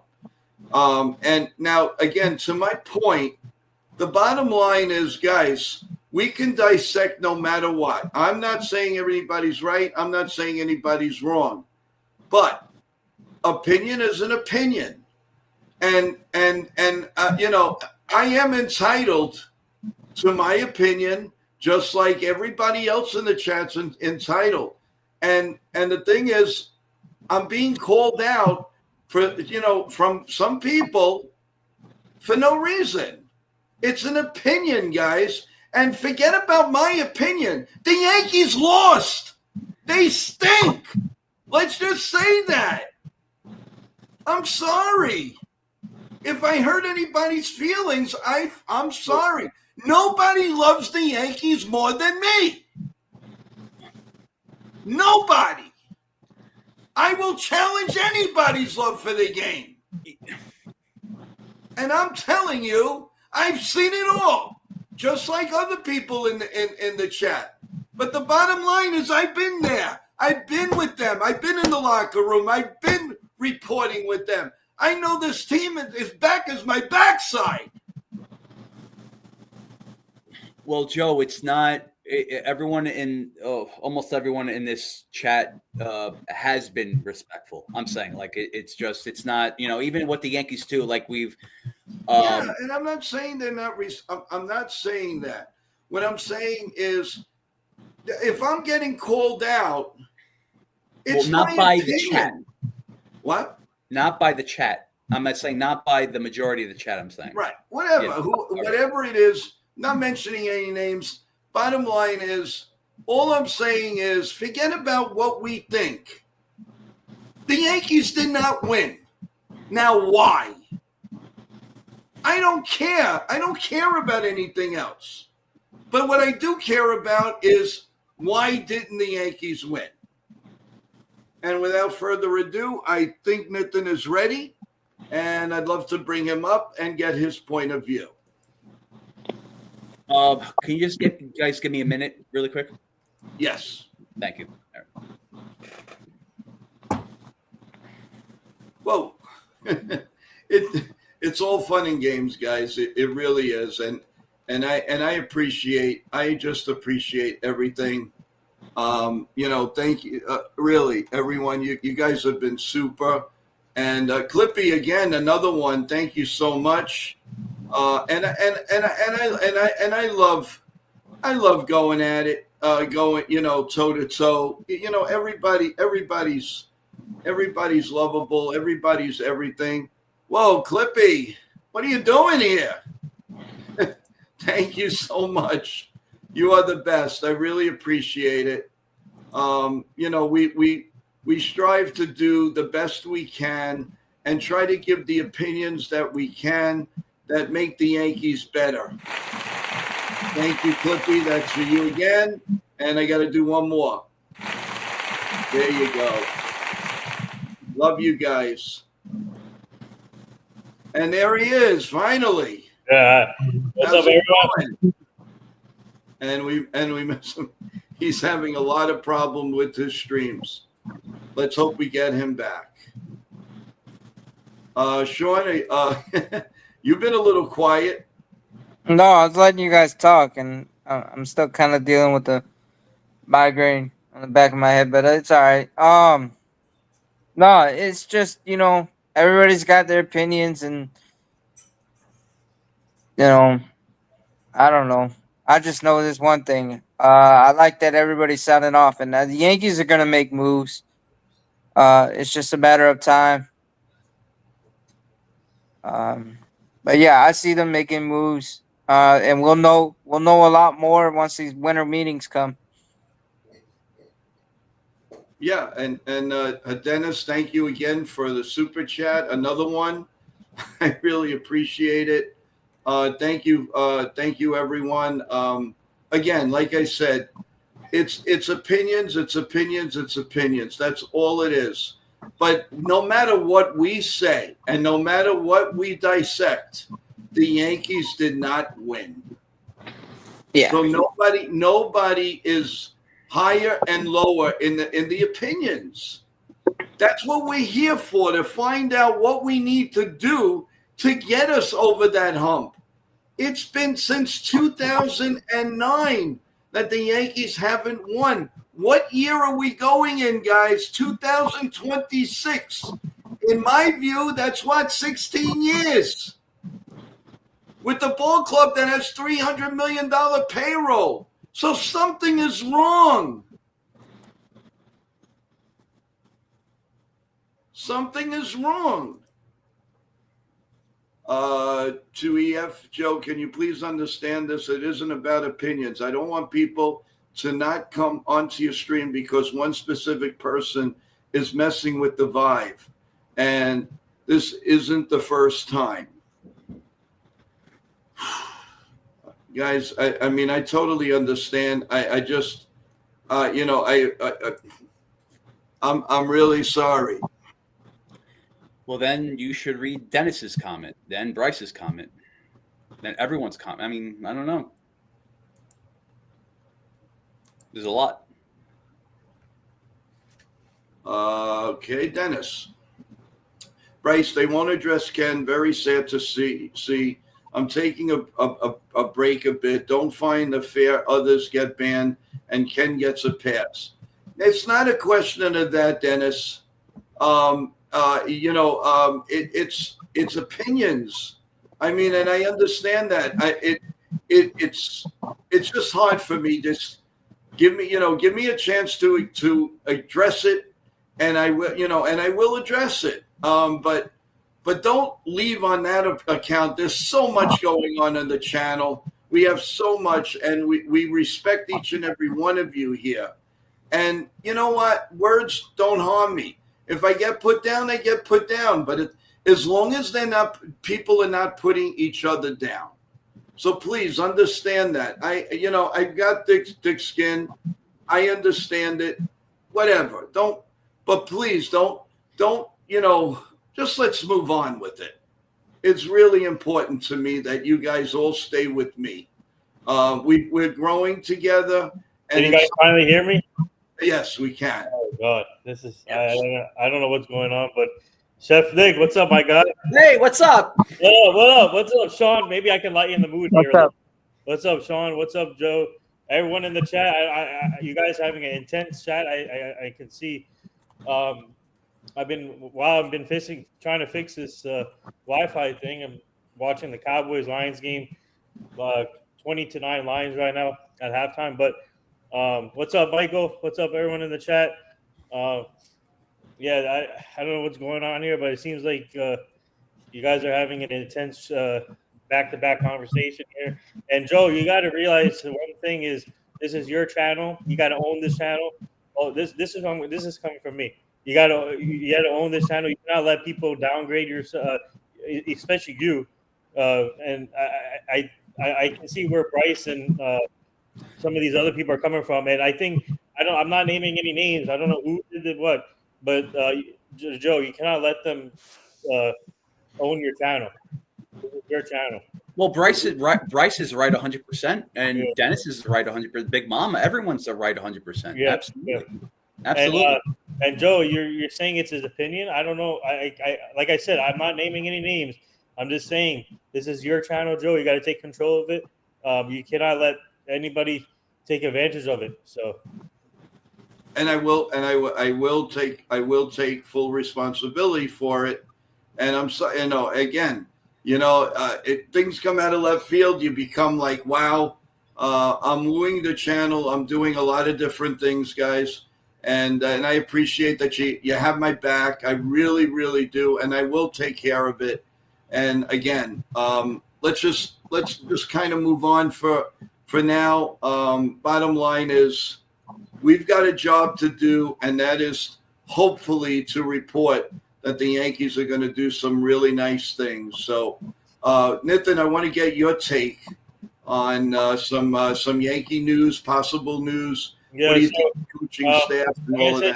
Like I said yesterday in the stream, the Yankees can go multiple ways. They're sitting in a great position. They can make trades and also sign free agents. And I don't think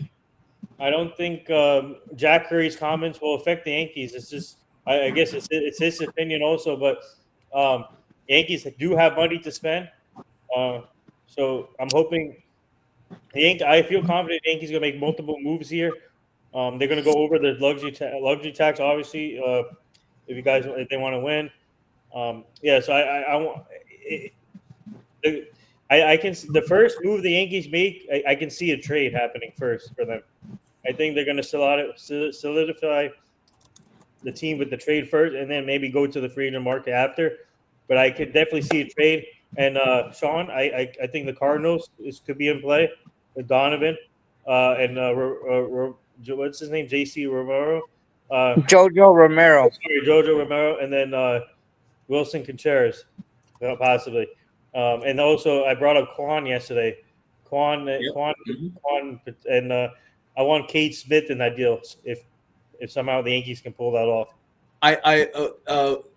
Nathan, also, I pointed that also, just throwing out the opinions and how we feel as Yankee fans. Let's just say, for instance, if that was like, I would love a trade with Stephen Kwan and Kate Smith. It's like right now at this moment, it's hypothetical because it didn't happen. Yeah. But it's like no one has the right to be like, you know what? No, it's not going to happen. Don't think that way. No. This is your dream. This is what you're thinking. This is what we're going to come up. This is our own thing. We're coming up. Like absolutely. We're saying what I'm not like you said, Chef. Like we're saying it's not going to happen. We're not saying it's not going to. It's going to happen. We're just coming up with ideas. When you said that yes, and I know there was like a couple of rumors here and there, but when you said that yesterday, it was like like if I was like Jekyll and Hyde, and I'd be like, Nathan, it's never gonna happen. I'm gonna kill you because it's never gonna happen. I don't know, whatever. But like I was like, wow, this is interesting. But you can't shoot it down. Even if you have, let's just say, I always say like people, they always want to be fancy. They want to pull stats out of and analytics from Google and post it up, and they want to be like, all fancy and smart. That's fine. You do your thing. But you know what? Like even with but with that, it's like it could happen. Who knows? It could happen next week. What if it does? What if someone shoots that down tonight, but it happens next week? What is that person going to do? Are they going to apologize? Are they be like, "Oh wow, you were right. I didn't see it coming"? I mean, every hypothetical right now. This is what makes it very fun. Is the fact that we're playing around with the roster. We're being our own coach. Yeah. We're being our own GM. It's fun. It's fun. We're going to a place, a live stream right now, and we're having a great time.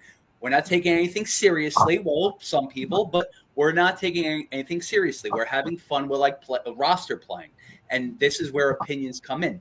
So I love that idea. What you said yesterday with Stephen Kwan and Kate Smith too. So I love that idea. And you can, and that trade solves two things in one. You get your eighth inning guy. Absolutely. And you get the leadoff hitter.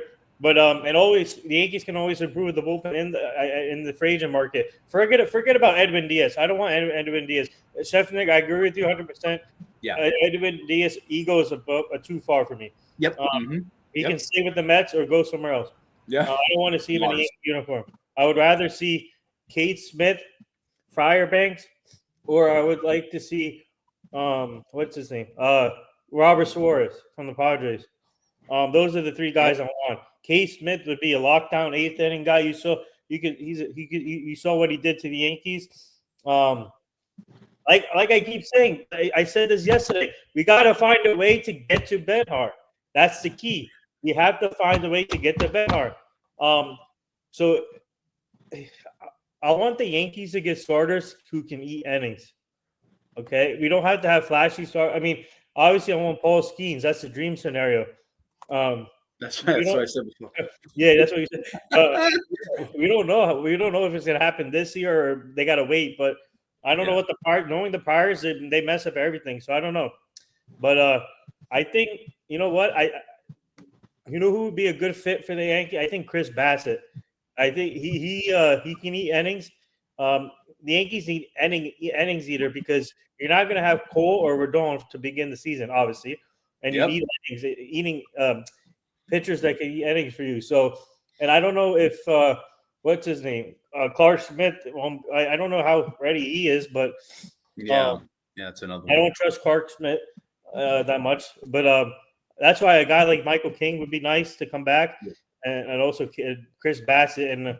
Obviously, Paul Skeens, but maybe that could be later down the line. But right now, I want to focus on this team. So, those are the things that the Yankees need to do to get to Benhart. The key is to get to Benhart. Once you get to Benhart, then hopefully shut down that means shut down. But so the Yankees got to find a way. This is Hal's time, Brian Cashman's time to step up and make this team better. And we're just putting out the ideas out there. Let's see what they can do. So that's it. Yeah, Sean brought up a great point. Sean, before when you brought up a great point with when we're talking about like the bridge to Bednar. Who were the relievers that you brought up in regards to that? Because I agree with you. That's a great move. Oh, the in-house would be what's his name? Fernando Cruz. Mm-hmm.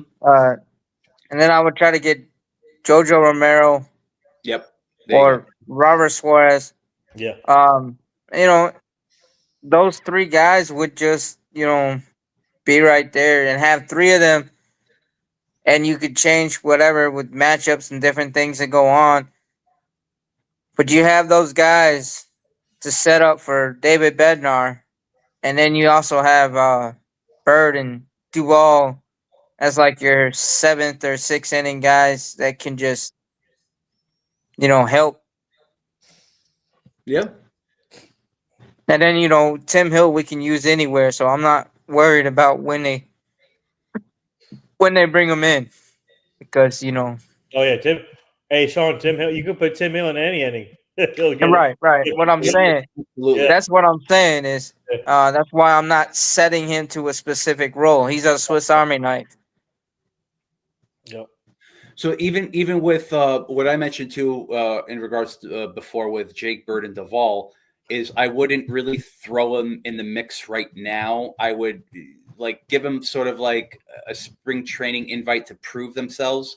And I think every right so like we need to put the team first. We can't be like, all right, well they were trade deadline pieces. They need to prove that they're part of the team. And you know what? I really hope they do be a good part of the team because we gave up a lot for them. Yeah. And I really hope so.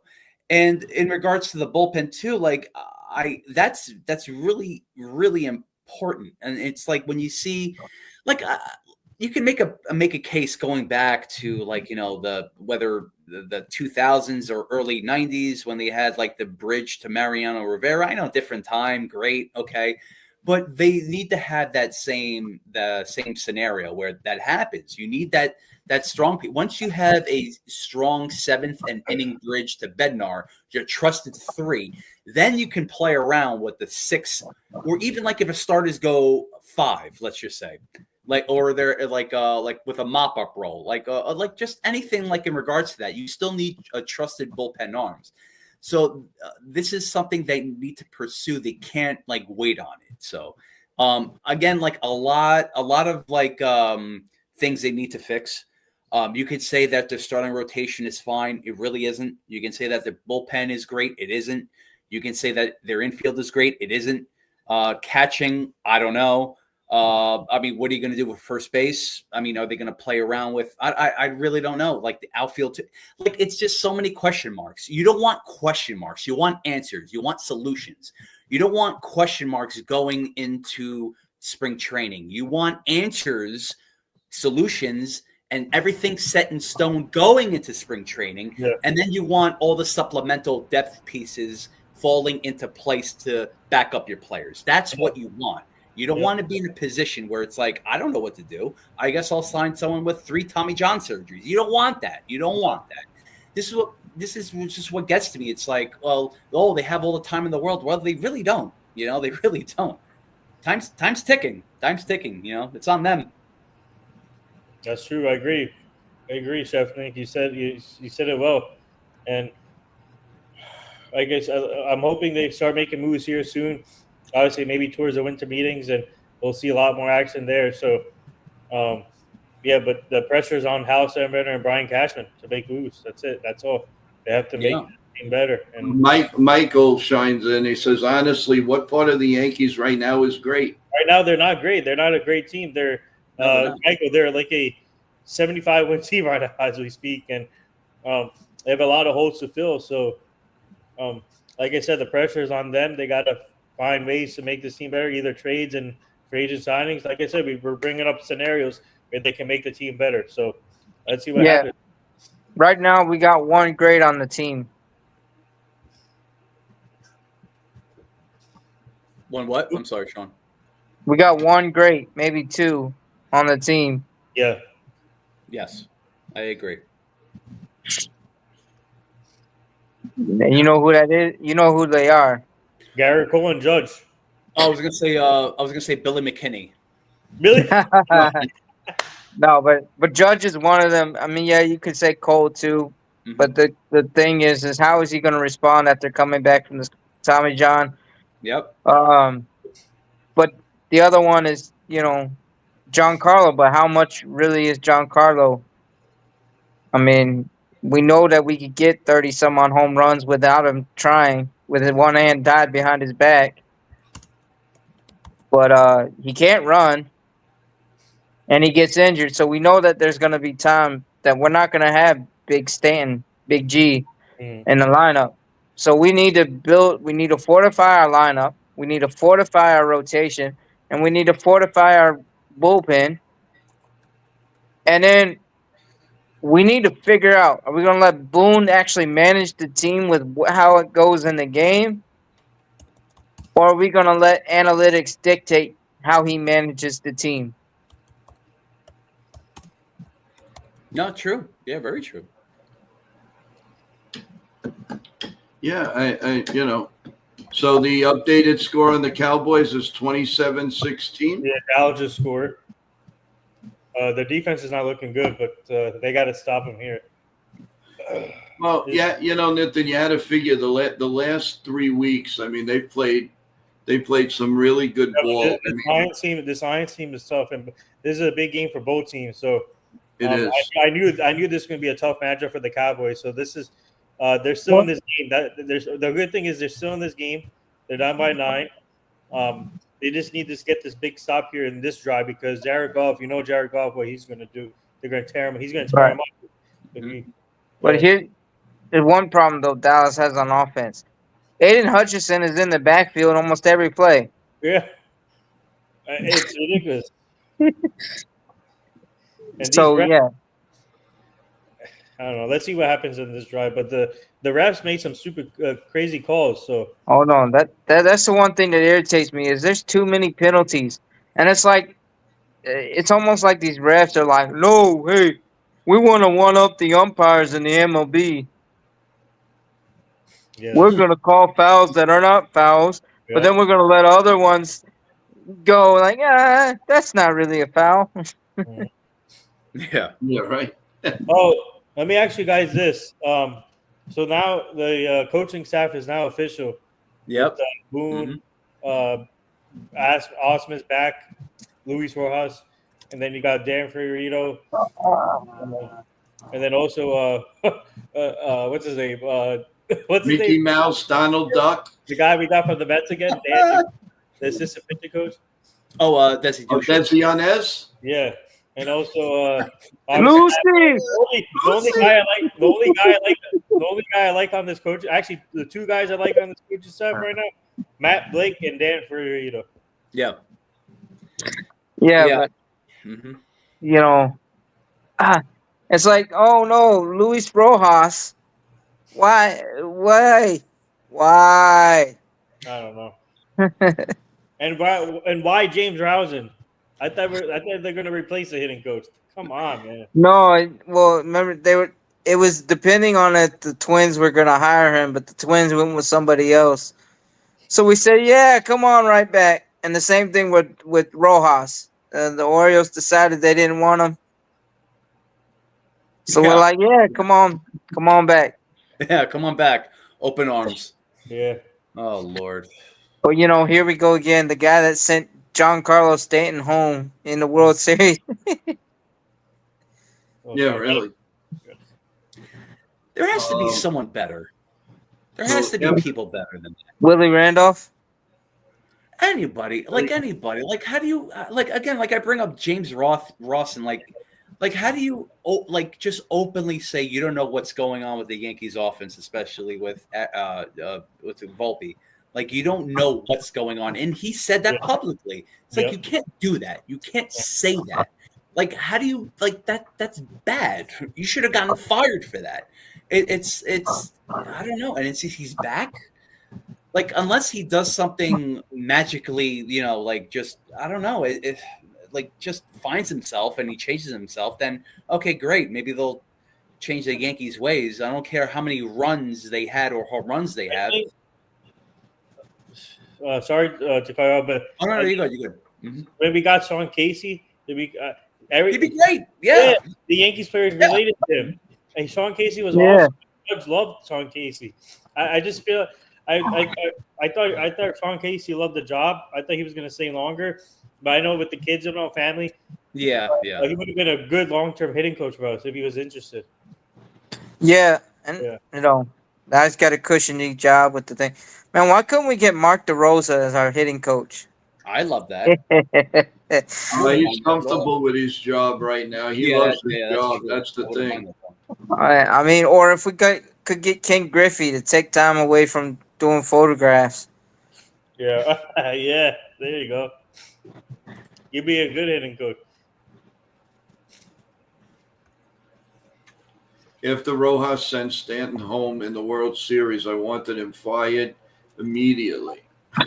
Oh, God, I know. So didn't the whole fan base, but, apparently they get a million chances over in Yankee land.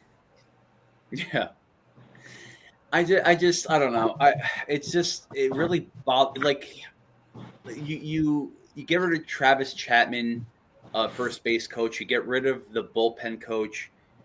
And I don't know. It's just you keep like one of the reasons why James Rawson came over is because Judge vouched for him, and it's like I get it. Fine, Judge is the captain. He has some say, but it's like I don't know. It's just you have to find another route. You have to find another direction for this offense. It's like people can argue. It's like, oh, well, they had a lot of home runs. Oh, well, they had a lot of this. Well, great, but we're not looking for that. Again, when we like mentioned, you have to play like the Blue Jays. There's nothing wrong with that. Like from head to toe, you need to play like smart and fundamentally, not only hit the home runs because that's not going to get you anywhere. It's only great when you're when you're on the cover of like I don't know, Sports Illustrated, if they still have that. But like I really think that they need to learn the basic fundamentals. Like if the let's just say Judge, he's naturally born to hit home runs. Jazz, is he? I don't know. I mean, he hits them, but maybe he's naturally born to bunt. I don't know. But you have to find these like do these kind of jobs. I don't know. But yeah, I mean, the thing is that I said I want them to change is let's get back to seven pitch at bats, grind out the pitcher, and then grind out the bullpen, and just continue. I don't care if it's like 8, 9, 10, 20 foul balls in an at bat. Just keep it going. Put the ball on the plate. They used to do that. I don't want to see runners on second, runner on third, and all of a sudden, I'm gonna foul pop over to the first baseman. You're right, Sean. Yeah, absolutely. Good point. Awesome. Yeah, and like I said, there's no analyzation on that. Either you do it or you don't, and the Yankees don't do it. So I mean, you can have all the analytics and all the preparation you want, but the bottom line is that guy that's in the batter's box right now, and if he doesn't do it, he's considered a failure. Period. Yeah, exactly. Yep. Because baseball is unfair. And it's also great for people because you could fail 7 times out of 10, 7 out of 10, and go to the Hall of Fame. Now, where do you get that odds? Where do you get those odds? You don't do that in your regular job. If you fail 7 out of 10 duties, you know where you're headed, on the unemployment line. Yeah. But in baseball, you get 3 hits out of 10 at bats, and you can go to the Hall of Fame. What kind of garbage is that? Yep. Very good point, Joe. Yep. I mean, you got to be kidding me. And I mean, and there's no analyzation. There's no analytics. There's no anything. I don't care what you did last year. That's the thing about everything. It's what have you done for me lately? That's the way the way it is, guys. So, Joe, I also want to mention too. You very great point, but this is the difference between old school and new school, and I always bring this up whenever I'm with guests on NY Yankee Mania. Please subscribe and slap the like button, baby. I always bring up the analytics. I brought it up with Michael Barrett last time, and they always give. It just seems like all the guests always give like the same remarks where it's like sort of balanced right in the middle. And that's fine. That's fine. But if like someone is not doing good, like doing poorly, plain as day in front of us, but the analytics are like, oh, wait, let's give him many other chances because he might do great against, I don't know, people that are pitching underhand. I don't know. It's just it doesn't work that way, and it shouldn't work that way. Yeah. Analytics should work to supplement the old school mentality, but that's a pipe dream. That's not going to happen. Speaking of guests, my team and I are still working on more guests for this show, so stay tuned. More things to come. for this. Awesome.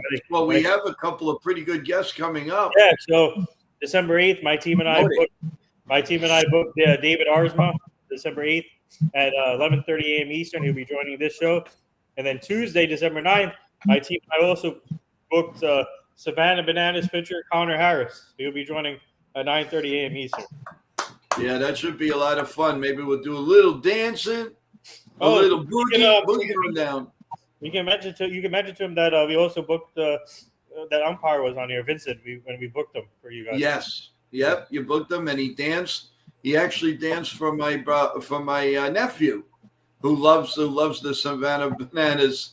Unbelievable. He's not a big baseball fan, but he loves the Savannah Bananas, and that is great. And I actually had the pleasure last night. God bless you. Thanks to Nathan, he put Stephen Baker on, who we had on the show, and what a nice guy! Oh my God, he took time of his busy night, and he took the phone and he was talking to me, and I just found that so much class. Yeah. Oh my God, that was so nice. They don't have to do that. I think I'm doing something right. Yep. For all these guests, Nathan, and you always tell me, they'll come on anytime. They would love it. The interview went great, and if I don't say so myself, I think I do a pretty good job.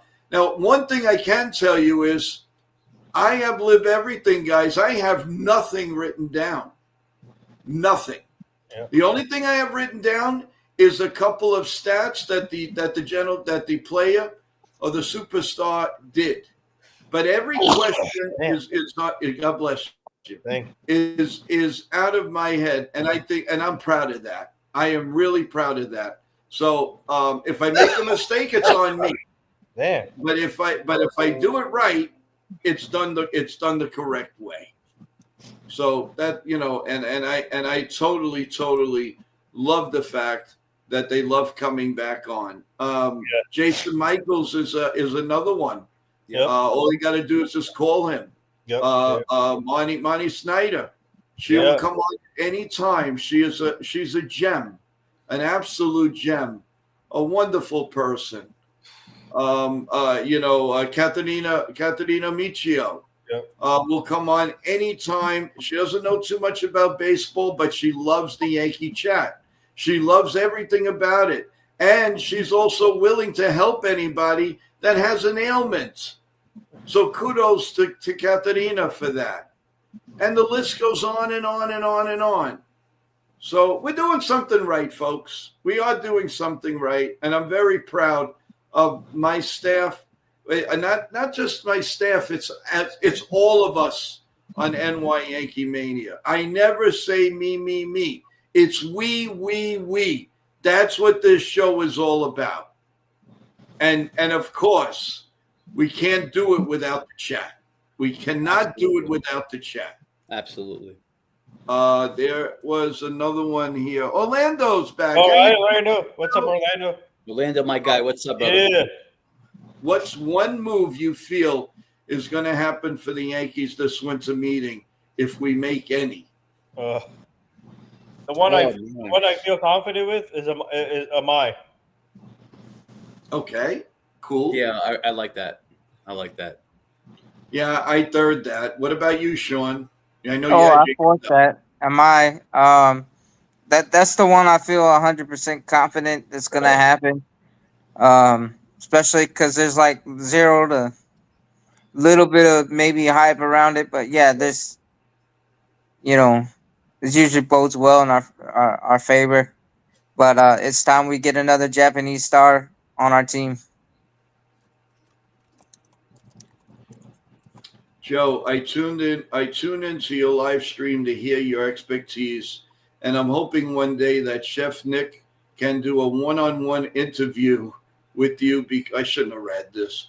No, you should have. I appreciate it. Yeah, Nick? Why don't you? Somebody else read this. You know what? I'm gonna read this because I brought it up many times. T-Road, my guy, good to see you, my friend.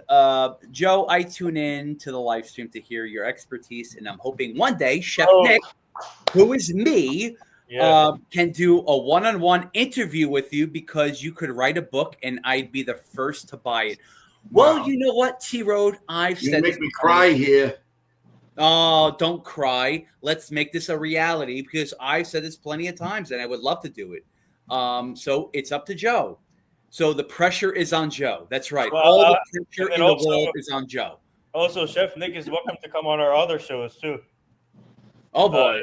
Yeah, Nathan Sports Rush and also Job in the Mouth. Wow. Okay. All right. Yeah. I like that. If you're interested. Yep. I am interested. Okay.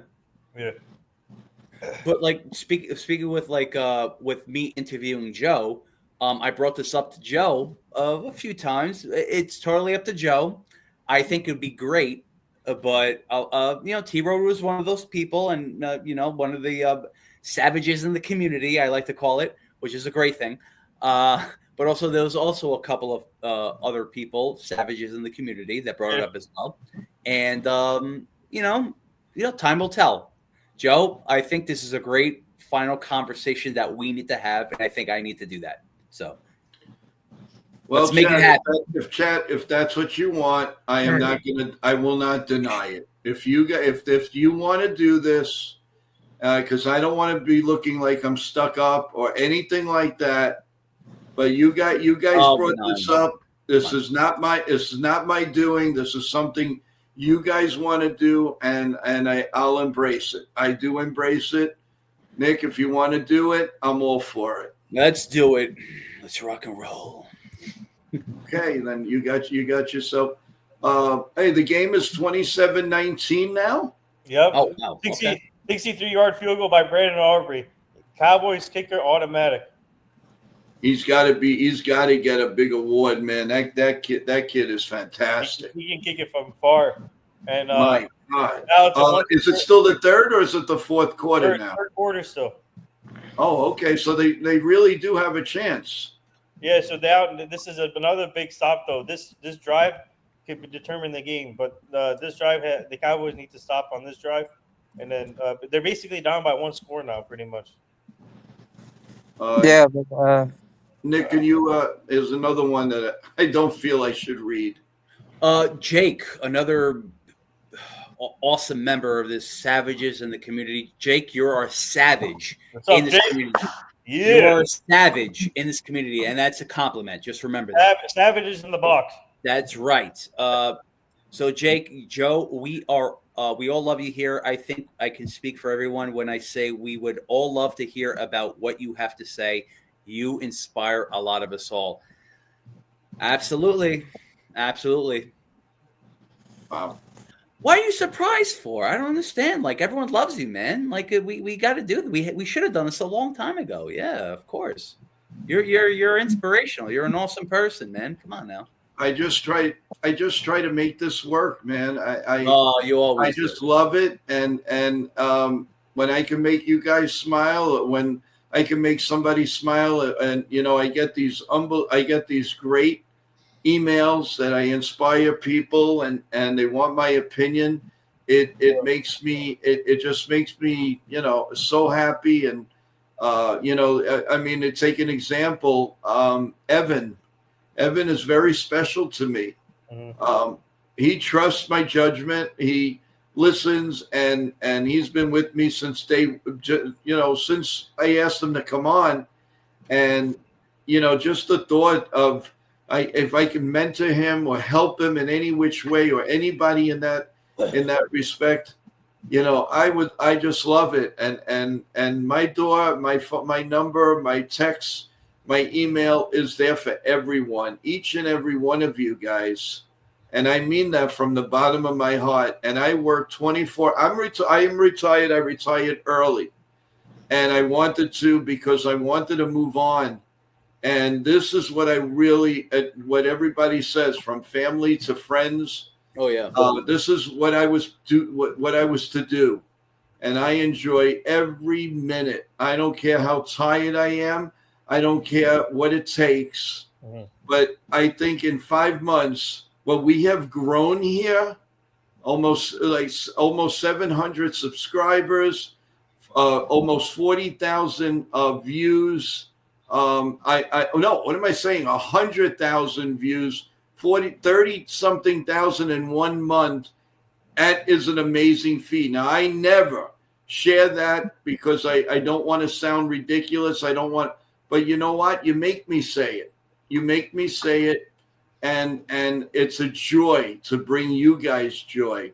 And whether you like my comments or you don't like my comments, I'm here for you.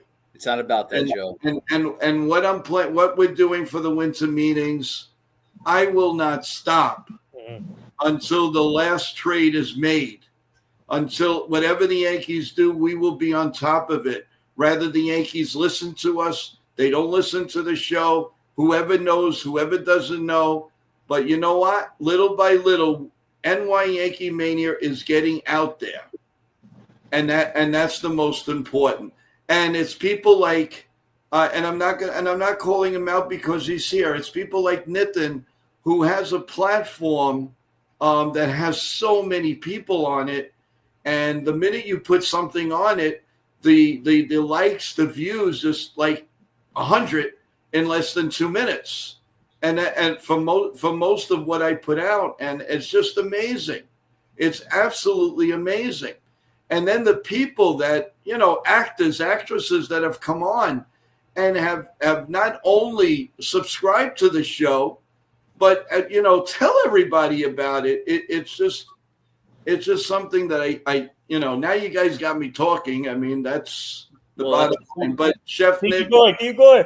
If you want an honor to do that, which I don't think I'm any special, but you want to do it, you are more than you do it. You whatever night you want to do it, you want to do a regular stream, you want to do it at night, whatever you want to do, I'm ready.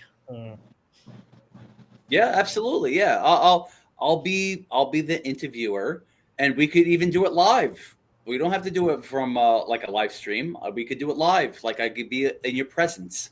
I can be in your presence, and I will be your present on Christmas Day underneath your tree, just like my shorts.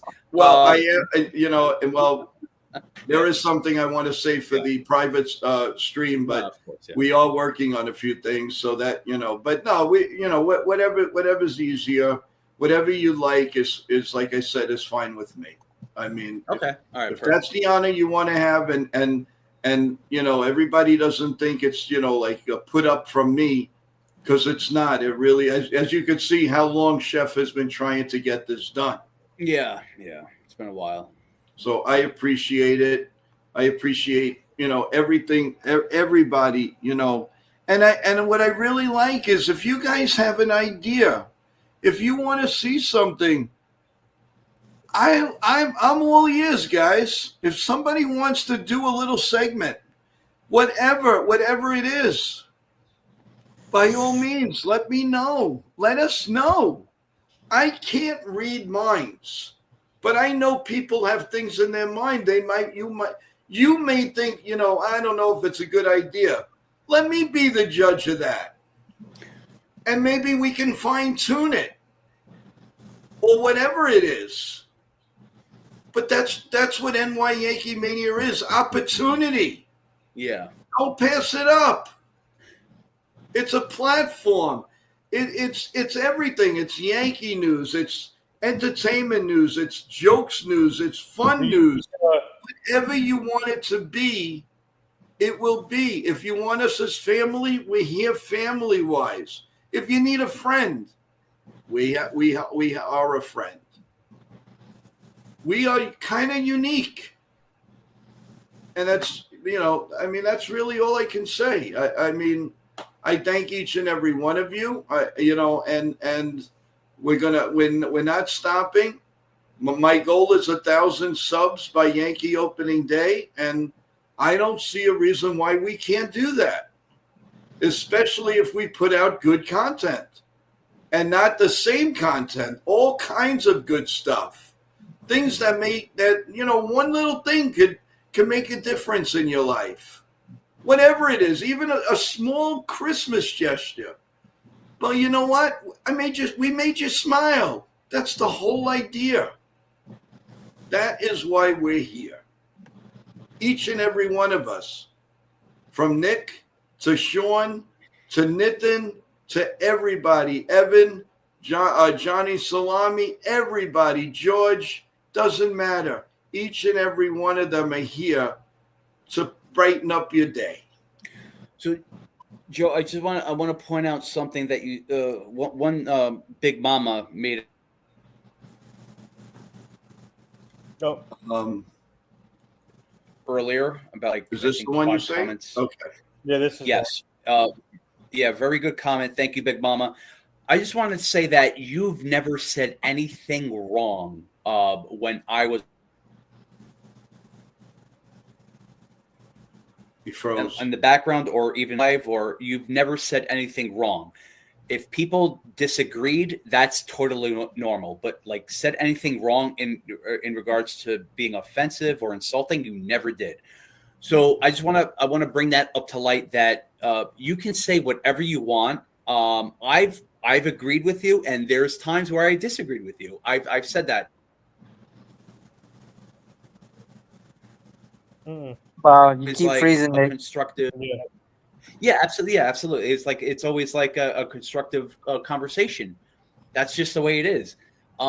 So there is a difference, and I don't want to bring this up to light again. I don't want to just just beat a dead horse, but like or beat up a dead horse, whatever you want to call the phrase. But like I just want to say, Joe, you say what you want to say.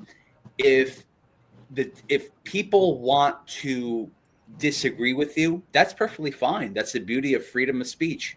But if people want to make it like it's my way or the highway, that's a different story. So I think you continue doing what you want to do. I will always support you in every way. Sure, I work 24 hours a day. That's fine. But I'm going to be on like I am right now. I'll be on as much as I can to support your channel and be right by your side. So yes. So, and you see this comment from Big Mama and from Bryce and from Dennis and from everyone that's contributed. They support you. They support you and they have your back. And everyone here, especially on this open panel, Nathan, Sean, everyone, this is why we're all savages, baby. We're like, we always support you. Everyone in this community right now, live in the chat, we're part of the movement. We support you. This is us. This is who we are. So you never said I'm here, and I don't mean to interrupt you, but I'm here to say that it is not my show. It's our show. It's I know. The chat. It's the panel. All the co-hosts, all the hosts, and most importantly, the chat. Yeah. You are Yankee Mania. Absolutely. Please understand that each and every one of you are very special to each and every one of us, no matter what it is.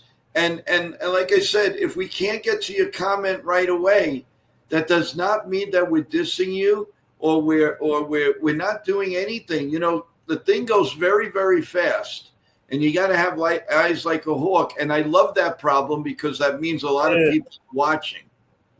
I love that problem. So with that, so never think that we are, dissing you. The only thing, as you all know, the only thing that I don't respect is cursing. I will not put up with it. I don't like it.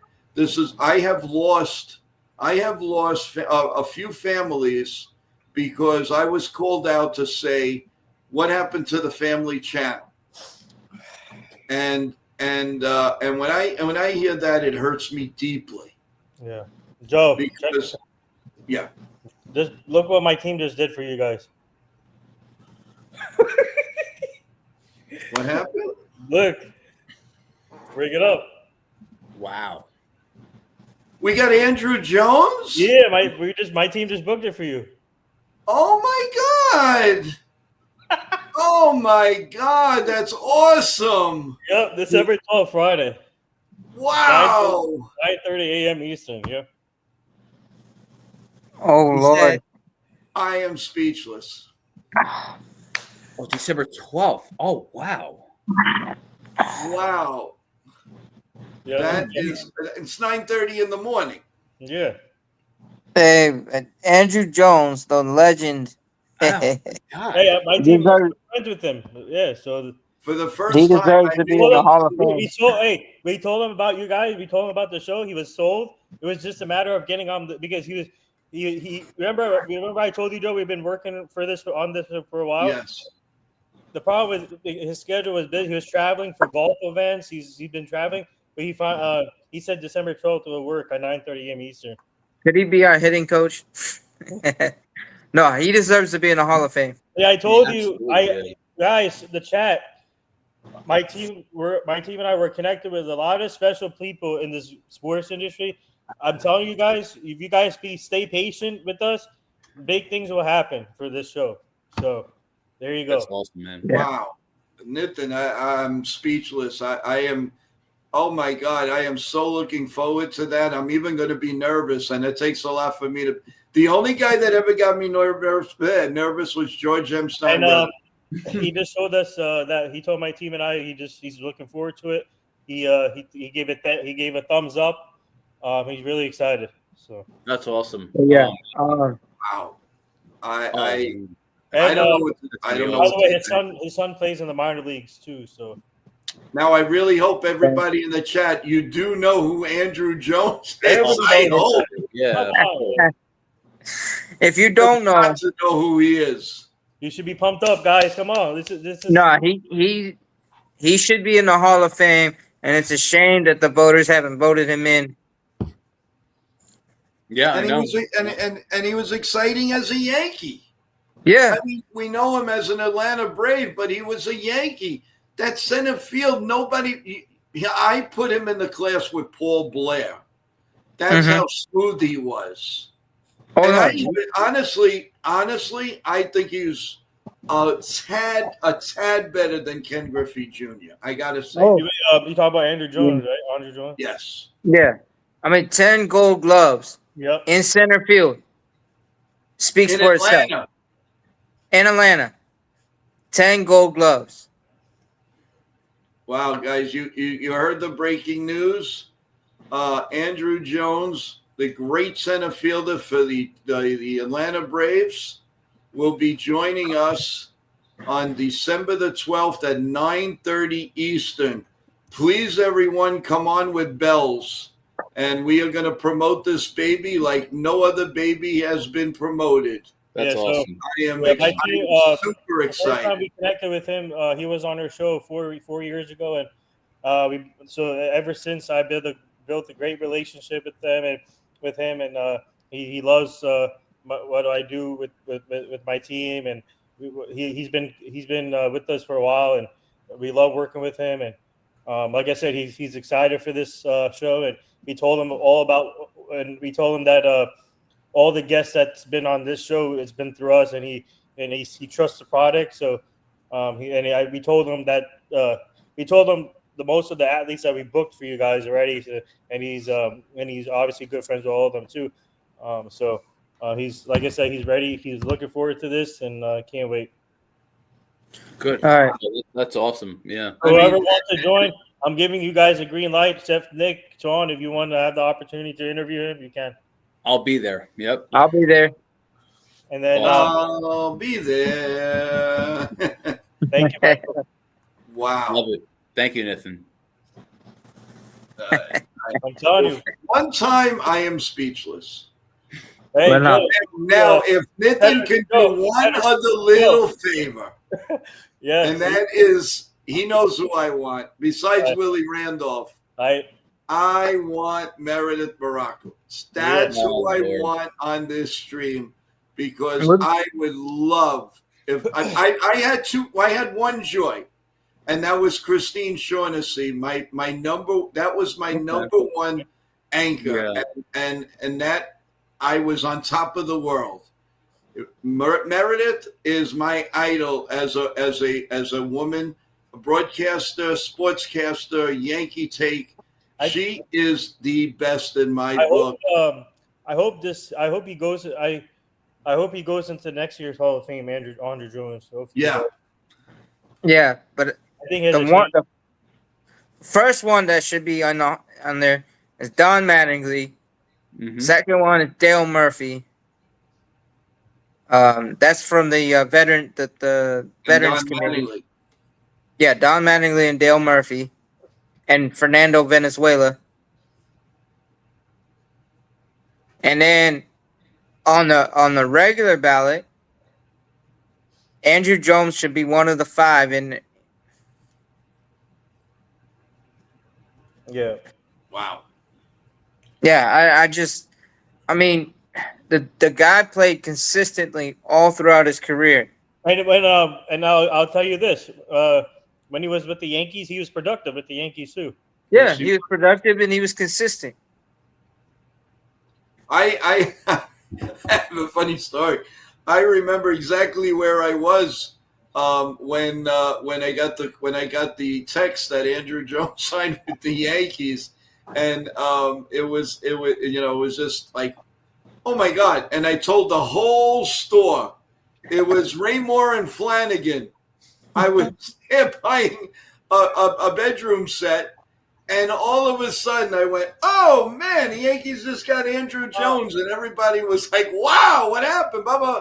And it was like in the winter time. It was like January or something. I think of 2000, if I'm not mistaken, 2011. He played for the Yankees for 2 years, somewhere along that line. I got to do a little searching, but man, oh man, I can't wait for that. Don't forget, he came up very young, and he was amazing. He could do it all. Yep.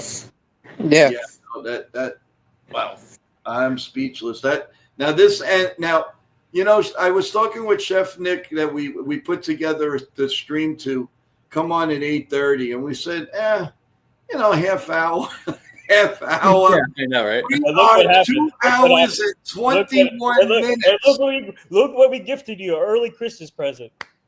There you Yeah. go. Unbelievable. If you were here, Yeah. Nathan, right now, you get the biggest hug you ever had in your life. I need a champagne bottle. That's what we need. My team and I Uh-oh. need a champagne bottle now.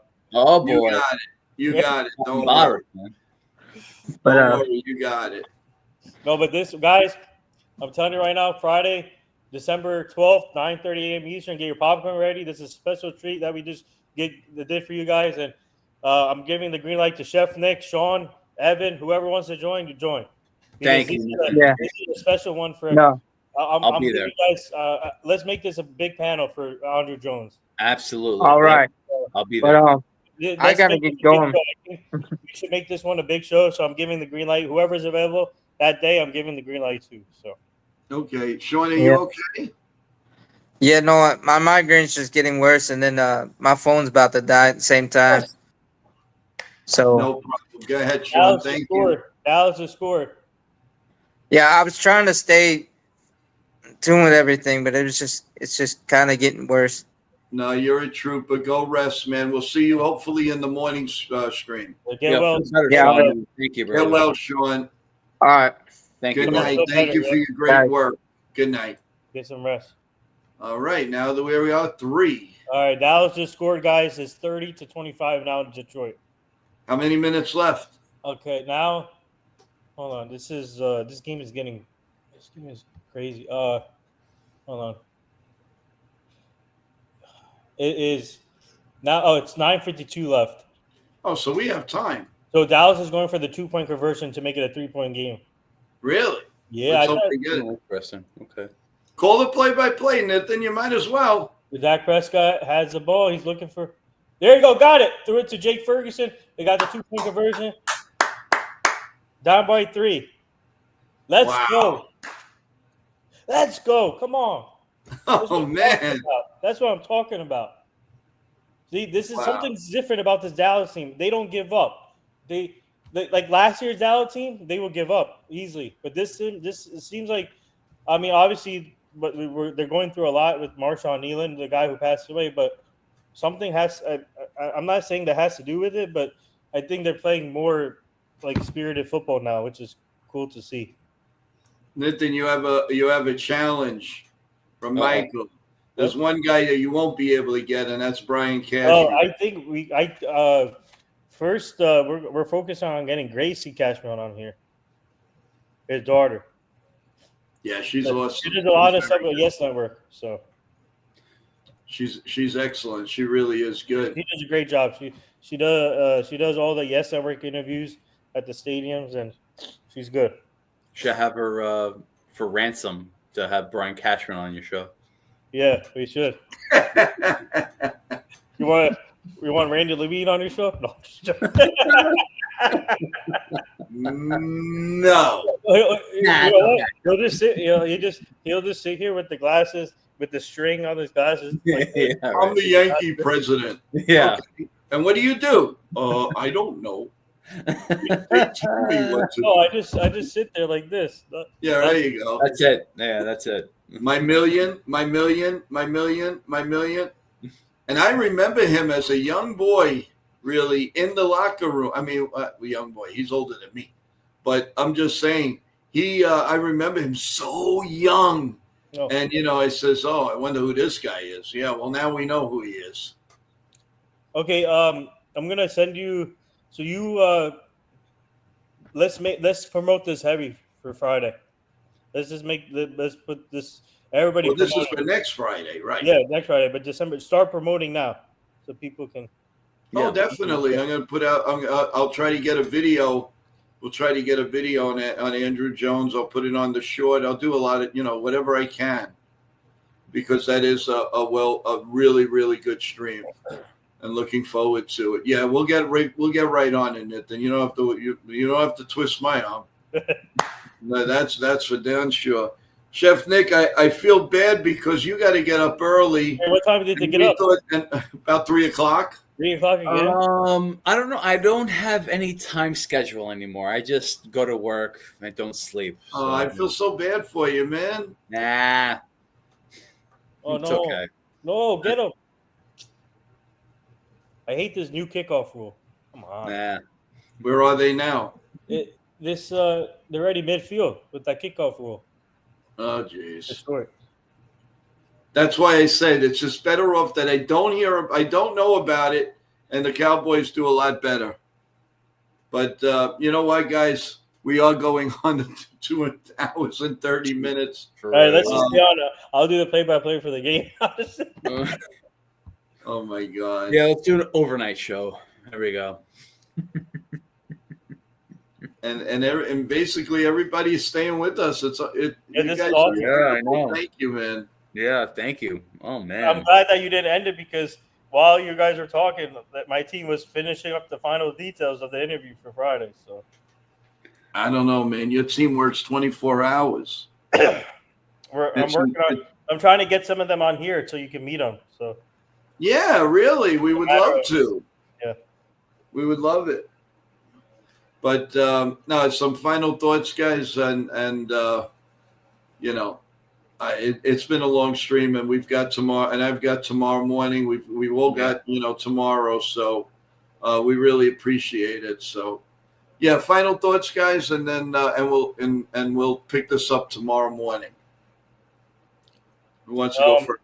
I'll go. Chef, do you want to go, or you want me to go? Either or. Yeah, it's gonna be short and sweet. Yeah. Well, let's go Yankees. Shout out to everyone to hanging in here. I know it's 2 hours, 2.5 hours now. But look like 2.5 hours can get you anything. So so if you guys missed it, my team and I booked one of the best players to play the game, Andrew Jones, one of my good friends. He'll be joining December 12th at 9:30 a.m. Eastern for this show. So get your popcorn ready for that. So, but so stay tuned for that. And thank you. Just want to say thank you for everyone. You guys are the best, and keep up the great work. So. Thank you, Nathan. You and your team, we can't thank you enough. Wow. I'm, and it takes a lot for me to be speechless, but I am speechless. Nick, final thoughts? Short and sweet. Thank you guys very much for tuning in and still tuning in. Wow. Yeah, it was supposed to be 30 minutes, but it's almost 2.5 hours. Love you guys. Absolutely love each and every one of you. I love it. You know what? It's like we can always talk, and I'm fine with that. It's fine. I have love for this channel. I have love for everybody in this community. It's just amazing. You guys You guys rock, and I'm always going to be there for you. I know you guys are always going to be there for me, co-hosts and community. It's always going to be that way. So, like Joe said, we're all family. Yep. It's not the Olive Garden, but it is family. Yeah. But like, yeah. So it's just tomorrow's another day. Yeah, you guys have the basketball preview. We at don't have the link. We don't 7 have the o'clock. link. We need the link for that too. I think. Yeah, and we're doing the 2000 to 2020. Yeah, the next draft pick bus. Yeah. Yes. Yeah, we're gonna do that tomorrow at 7 p.m. tomorrow. So stay tuned, guys. The NBA Knicks failed lottery draft picks from 2000 to 2020. So have your draft picks ready. We will discuss it, whether they've been traded or waived or just whatever. Just have your list. So it's gonna be fun. And also remember, and thank you, Nick. And also remember wrestling WWE style tomorrow night at 10 p.m. Yeah. With TJ, our co-host, and simulcast on Total Turnbuckle Talk, and also NY Yankee Mania. So with that in mind, everyone, thank you so much. Who knows? I may even come on a little earlier than it's for the people that can't come on early. I'm not going to do it every day, but if I can, I'll definitely address people early in the morning because you're all worth it, each and every one of you. God bless you all. God bless America. We love you. God bless Andrew Jones. Yep. Thank you so much for putting a trust interview in NY Yankee Mania and all of that. And God bless Nitin and his team for trusting us with his livelihood. And we really, really appreciate it. Good night, everyone. I love each and every one of you. Detroit just scored. See you at 9 a.m.